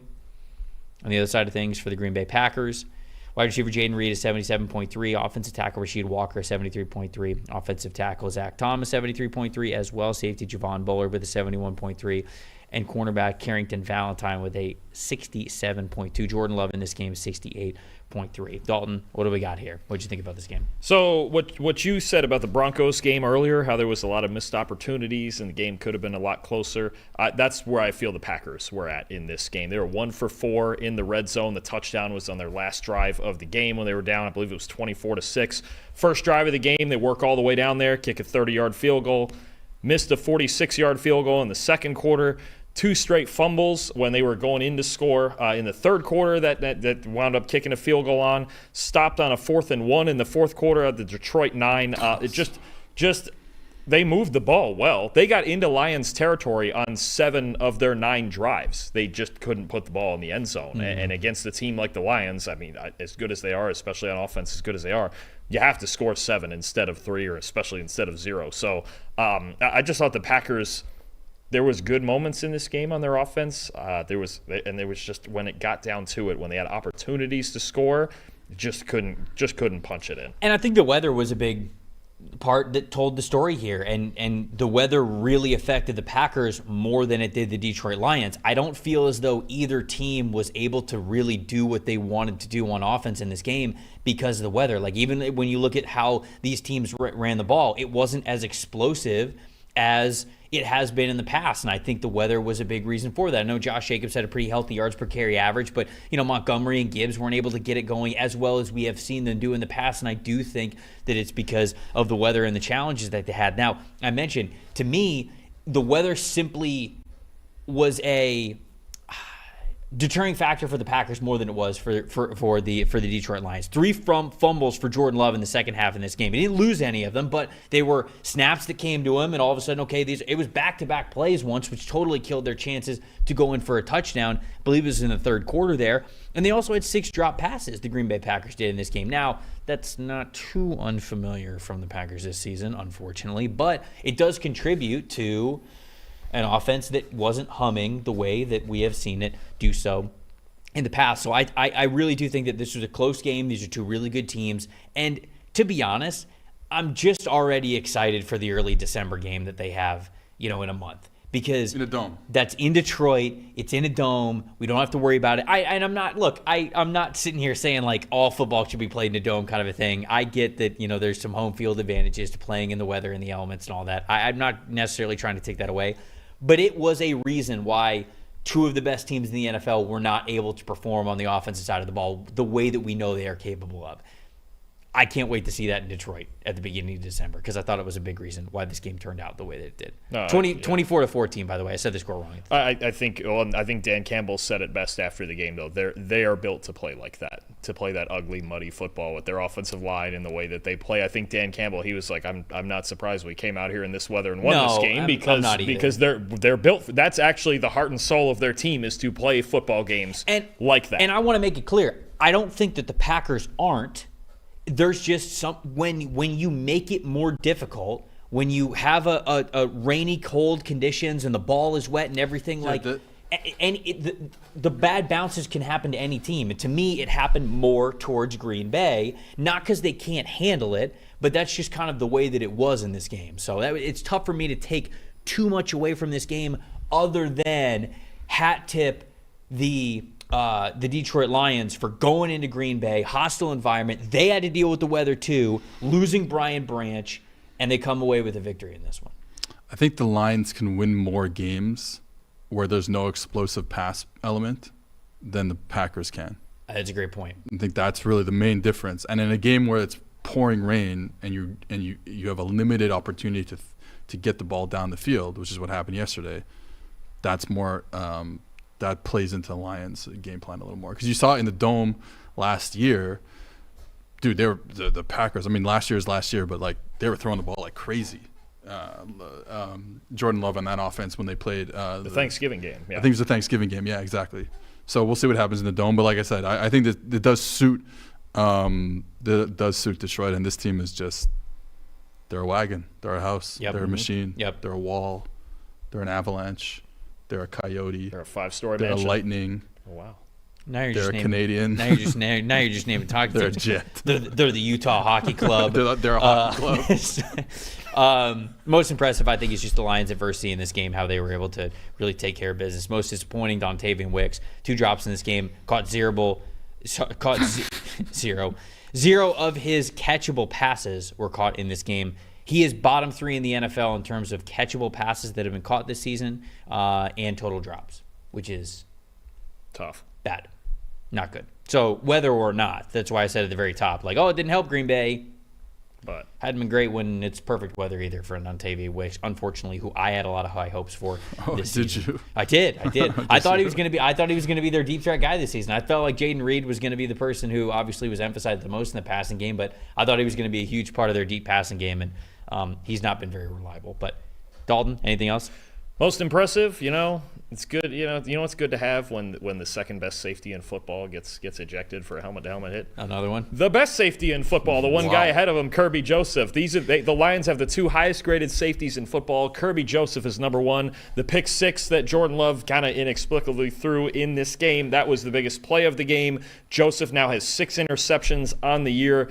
A spectacular year. We talked about the Lions needing to be better in coverage this year if they want to win a Super Bowl. At the safety position, they are the best in football right now with these 2 guys. Branch ejected, doesn't matter. Joseph makes huge plays on the back end as well. Most disappointing, the other side, the Packers. Here's what I'll say. Inside, outside, on the moon, wherever they're playing, they need to be more physical up front on defense if they're going to beat the Lions. Their defensive line right now ranks 25th in overall grade and 29th in pass rush grade. Only 6 pressures and 1 sack in this game. If they don't, I love the way their defense has been opportunistic and getting the turnovers, and Xavier McKinney's a great fit. Some of the young guys are playing well, but if they're not tougher up front in games like this, and even in indoor games like this where the Lions make it physical, then the Lions they're going to win this division head-to-head because they're the most physical team. Already excited about December 5th. That's honestly my main takeaway with this game after watching it. Rams Seahawks overtime thriller, 26-20. The Rams come away victorious in Seattle. Massive win for them. I mean, we kind of talked about this last week. It felt like the Rams getting a little bit more healthy, and they're a team that is going to be tough down the stretch despite their record sort of being what it is as they've gone through injuries through the first half of this season. Let's take a look at the top 5 graded Los Angeles Ram players as the victors in this game. Rookie safety Cam Kinch's 2 interceptions, had an 87.8 overall grade. Guard Kevin Dotson next on the list with an 86.9. Wide receiver Demarcus Robinson at 86.5. Wide receiver Cooper Kupp a 79.5. Defensive tackle Bobby Brown, he's been having a good couple of weeks here lately, 79.5. Matthew Stafford in this game, a 60.0. And people might be like, 60.0? What? We'll get to that in a second. On Seattle side of things, wide receiver Jackson Smith and Jigba with a 92.5 grade in this one. Linebacker Ernest Jones with an 82.8. Offensive tackle Charles Cross with a 75.8, edge rusher Boye Mafe a 73.4, and then cornerback Devon Witherspoon with a 73.3, Geno Smith a 76.2. And again, I think people are going to look at those PFF grades and be like, why is Geno ranked ahead of Matthew Stafford? I'm glad you asked. So I kind of want to open it up right there and just talk about that, because I think that's where people are going to really freak out about this. And both of these quarterbacks, it was a high-flying, through-the-air type of a football game. Now, I know there were moments down the stretch where running the ball was really advantageous for the Rams, especially with Kyron Williams. They've been very efficient and effective with that for a while. But when you look at these two quarterbacks, Matthew Stafford in this game, 3 big-time throws, but also 4 turnover-worthy plays, and that's where the much lower grade comes from, is he had more turnover-worthy plays in this game than he did have big-time throws, and I went back and I watched a bunch of them this morning, and they are there. You know, the Seahawks did not make him pay for as many of those turnover-worthy plays, or I should say just not all of those turnover-worthy plays, but they certainly were there. Stafford, you sort of live with that gunslinger mentality, and I feel like there have been more moments where at the end of the game, he has sort of captured our attention and our memories, I should say, of like, wow, what a game from Stafford. In reality, when you take the PFF mantra and say, okay, every player, every play, Stafford has put the ball in harm's way quite a bit this season. It just has not really bit them in a way where you're really putting the loss on him for that. So 3 big-time throws. I don't want to take those away from him. The 4 turnover-worthy plays, the brilliant final drive that we saw in overtime. Just a 27.5 passing grade under pressure, which again really goes into the overall grade being down for Matthew Stafford. 0 big-time throws, 3 turnover-worthy plays when pressured from Matthew Stafford. Now, when you flip to the other side of things, Geno Smith had more interceptions in this game. Geno Smith had 3 touchdowns but 3 interceptions compared to Matthew Stafford's just 1 interception. But Geno Smith had 6 big-time throws in this game. 6. And he had only 2 turnover-worthy plays. So he had half of the turnover-worthy plays to Matthew Stafford, and he had double the big-time throws. That is why you see the grade higher for Geno Smith. And I tweeted this out yesterday, and Seattle fans, they didn't want to hear it then, and I'm sure they don't want to hear it now, about Geno Smith being a top 3 deep ball passer in the NFL. I mean, every single week, this guy has got incredible 15-yard throws. The fact that that game was even tied at the end of regulation was because Geno Smith is incredible at passing the ball deep down the field when in moments and windows that are just so difficult to hit. Now, Geno Smith, a little bit better under pressure, 48.2 passing grade under pressure, 2 big-time throws, and only 1 turnover-worthy play when pressured. So I get it. Stafford won. He had the drive at the end where he was the masterful quarterback who was able to win it. And that throw to Demarcus Robinson, it's ridiculous. It's just so beautiful. And again, we remember that play, and we're not trying to take anything away from that play. That's certainly a big-time throw of Matthew Stafford's. But in the game as a whole, Geno had some unreal throws in this game. And so I just kind of wanted to point that out and break that down for people who are, I know, going to look at these passing grades, see who won the game, see the more common stats, and wonder what the hell PFF is thinking. That is what we are thinking. That's how we come to that conclusion. And that's how we got the grades here with these quarterbacks. But I'd love to hear from you two on this game. The reviewers actually tacked on a 7th big-time throw for Geno, so it ends up at 7. Wow. Which you don't see too One often. of them was from a no play, though. Those get added in. So, if you made the big-time throw and it was called back for holding, we'll leave it in there. So 7. There we go. 7 big-time throws. One of them gets negated. So be it. Big thing for me in this game, I love that you mentioned the pressured split with Stafford. I think I may have talked about this every single week this season when we do the Rams games. Protection. He had a 90 passing grade when he was clean. So when he wasn't getting hit, he's an older quarterback. I say it every week. This is an offensive line that's dealt with some injuries, but they had a season high in pass blocking grade, the Rams did, for the 3rd straight week. They didn't allow any sacks. The Seahawks, they did get 18 pressures. It was a lot of dropbacks, but 7 of them were unblocked or cleanup pressures. So you see this Rams offensive line starting to find their rhythm even through these injuries, and they're going to get some of these other guys back healthy here pretty soon, Avila and Jackson, and really get the front 5 going, and Warren McClendon even had to come in and play for Rob Havenstein in this game. You leave Stafford clean. You give him a clean pocket, lethal. Top 5, maybe top 5 in the NFL. That's how good. I mean, you mentioned it. The throws are just insane. He knows what throws he can make. Even at his age, the arm talent is crazy. I mean, to make that game-winning throw. But it's just the key to the Rams season. Can the 2 guys outside stay healthy and not throw punches? And can we pass protect?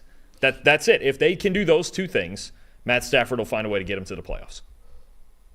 Yeah, no, I mean, the other thing how you mitigate pressure is your 2 best receivers stay healthy, like you said. they can separate earlier in the play and you can get the ball off quicker. So yeah, I'm in agreement. I do think Matthew Stafford every week should have a 99.9 PFF grade. That's how good he is. Actually, both of them. I love. These are two of my top 5 favorite quarterbacks to watch in the league. So they both should be 99.9 every. Stafford's grade, and I've looked at this many times because even for this show, I've gone to praise Matthew Stafford, and then we don't give him a very high grade, and I go like, what? And then I will go back and I will watch some of the key turnover-worthy plays or things that we have, and it's like, all right, yeah. I mean, he is putting the ball in harm's way a lot. They get away with it sometimes. Sort of, it kind of is what it is. Sometimes you just have to play that gunslinger of a mentality to also have the mindset to attempt to throw to Demarcus Robinson the way that you do. You got to live with some of that, but ultimately that's why, again, I think that people are going to talk about the grades. That's how we get to that conclusion. Stat that told the story for me is a little bit like the most disappointing. Seahawks offensive line, I think it's really struggling. 4 sacks allowed, 15 total pressures here in this game. And I think that it didn't help that Geno was under pressure as much as he was. He was pressured, I believe, half of his dropbacks in this game, almost half of his dropbacks in this game, a lot of them at least. And then you've got the run game as well, which I just don't think was effective for the Seattle Seahawks. So I think that also kind of went into it here. Anything else before we hit Thursday Night Football real quick? Quick, most impressive and disappointing for me. Best player on the field in this game was Jackson Smith-Njigba. He was Somebody awesome. told him he was playing in the Rose Bowl this week, apparently, because 7 catches, 180 yards, 2 touchdowns. We talked about last week how they didn't have DK Metcalf and their offense completely fell apart. This week, they didn't have Metcalf again, and I was like, okay, is it going to be at least better than what we saw last week? And Smith-Njigba was the reason it was. And actually, he had 2 more catches worth 78 yards that were negated by penalty. He should have had 9 catches for almost 260 in this game. Best game of his career. If he starts to break out now consistently week in and week out, this offense gets even more dangerous. Just insane, the game that he had. Just stepping in now this week, somebody stepped up instead of Metcalf with him being out.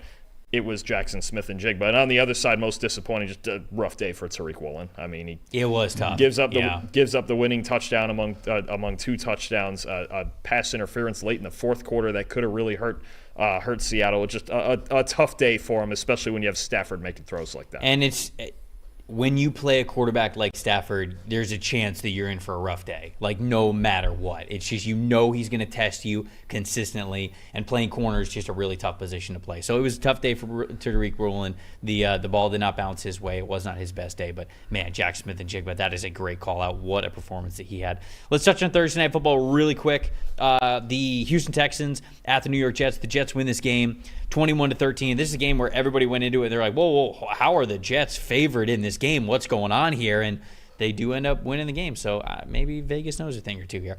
Jets, top 5 graded players in this game. Wide receiver Garrett Wilson, another Ohio State receiver. Fantastic game. What a shot that is. 91.1. Yeah, that is one of the best catches that we will see all year. Defensive tackle Quinton Williams, number 2 on this list with an 80.8. Wide receiver Devontae Adams, an 80.1. Offensive tackle Tyron Smith, a 77.6. And the safety Jalen Mills, a 76.6. Aaron Rodgers in this game, a 78.9. On Houston's side of things, Joe Mixon, an elite 90.4 grade on Thursday Night Football. Offensive tackle Laramie Tunsil with a 77.5. Wide receiver Tank Dell, a 77.1. Linebacker Henry To'o with a 74.0.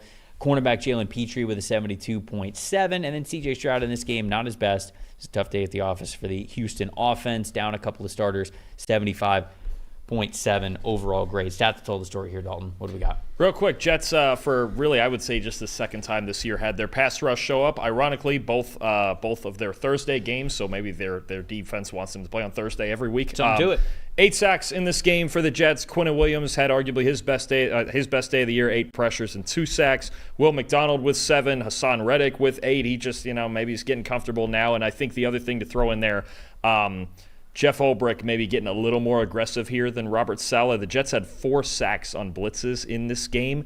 Before, in their first 8 games, they only had 6. So maybe getting a little more aggressive, taking a gamble on the outside with Sauce and Reed, playing man coverage a little bit, trying to manufacture a pass rush, because clearly this is a struggling unit. But the combination of the Jets pass rush showing up and the Texans offensive line not really was, I thought, the biggest difference in this game, especially as the Jets on offense were struggling through the first half. At least their defensive line showed up in this game, and they really hadn't a lot this year before this. I'm worried about Houston's offensive line. I really am. I mean, this is a good football team, certainly when everybody's healthy, but this is a unit that could really hold them back. 48.3 passing grade against the New York Jets, 22 pressures allowed. Stroud was pressured on half of the dropbacks that he had in this game. In fact, Stroud had 11 completions in this game. 4 of them were big-time throws. So it's like he was doing everything that he could have in this game. He was just pressured so much. And some people might look at it as like, okay, well, it's sort of the one game. They had some guys in and out of the lineup on the offensive line. 65.3 overall blocking grade this season, which is 25th in the NFL. So it is an issue that it's a really good football team. They need Nico Collins to come back. There is no doubt about it. But even with Nico Collins back, the Texans don't just have, let's be a fun team and make the playoff kind of aspirations. They've got deep playoff run aspirations, even in the AFC. And it's really hard to envision them getting to that point with the offensive line playing the way that they have played so far this season, and especially against the New York Jets on Thursday. I'll shout out Joe Mixon, another fantastic day for Joe Mixon. And most disappointing, I think the top corners in this game. It was a rough game for Sauce Gardner. It was a rough game for Derek Stingley Jr. It was just a tough day for the cornerbacks on Thursday Night Football. So I'm with you. I think there's the goal in the AFC is you have to beat the Chiefs, right? And there's, to me, when you're playing the Chiefs, there's 2 things you have to do. Find any way to slow down Mahomes so he doesn't just run away with it. And block. You have to have some answer for Chris Jones. And right this minute, the way their pass protection has been on the inside, they have no. If they played the Chiefs tomorrow, Chris Jones would have 12 pressures and 3 sacks. If you don't have an answer for 95, even though as great as the rest of the Chiefs' defense is playing, none of it matters if you can't block that guy. And the Texans right now, as they're currently constructed, they wouldn't stand a chance at blocking Chris Jones. Nope. No, I mean, and I don't think Stroud is bad. I just think he has no confidence in any of the receivers right now that played. Now he'll get Nico Collins back next week for Sunday Night Football on NBC, and I don't know why I said it like that. And so that's obviously an important thing because I think guys are open for the most part. I think he just doesn't trust what he's seeing right now, and then the offensive line is tremendously bad. And I think there's a big difference between like a pressure, pressure. We do put it. Are a lot of different things in one bucket. These are like guy in his face right away pressure. Yeah. Guy winning losing one-on-one up the middle right away. And a guy, it's not like, the offensive line kind of got pushed back and he's kind of close to me. These are like affecting the quarterback pressures. And then my last thing I'm saying today, flipping over to this is our last game, and flipping over to the Jets offense. This is an offense that goes, do you win one-on-ones? If you win one-on-ones like they did in the second half, you're going to score some points. If you don't win one-on-ones like they couldn't do in the first half, then this looks like the worst football game that we've ever seen in the first half, and they scored points. And especially it was a great matchup versus the Texans defense has kind of changed what they do this year, where they do play a lot of man-to-man. They do play a lot of single high coverage. They are going to put Stingley and Lassiter on in one-on-one situations. So that's what this offense is, and it's fun when it's great, and they're throwing the slot fades to Devontae and Garrett Wilson's making 2 one-handed catches, but they're not gonna scheme up anything crazy here. You're gonna win. You're gonna spread it out, win one-on-ones. You're gonna be good. If you don't win those one-on-ones on the outside, we have nowhere to go with the football. Agreed. I think their offense is very much like Dallas, where it's just kind of. Let's just go play. It is, I guess. Yeah, it's a vanilla offense, and I, to your point about the Texans, the 3 guards that played in this game, and I think that's something that needs to be said more. The pass blocking grades, as you guys know, don't just come from the number of pressures you've given up, right? It's about the quality of them, too. We have a whole scale for that sort of thing. Shaq Mason, 22 pass blocking grade. Kenyon Green, who is now out for the year with injury, 9.2 pass blocking grade. And Kendrick Green, who came in for Kenyon, 0.4 pass blocking grade. That's the 3 guards that played in this game for the Texans. That's obviously unsustainable. I mean, it's not even unsustainable. It's unsustainably bad. Like it couldn't even be that bad for multiple games in a row. But if you're even talking in that range, you have a serious problem on the inside. And those grades really speak to not only the amount of pressures, but the quality and the quickness of the loss that you just mentioned.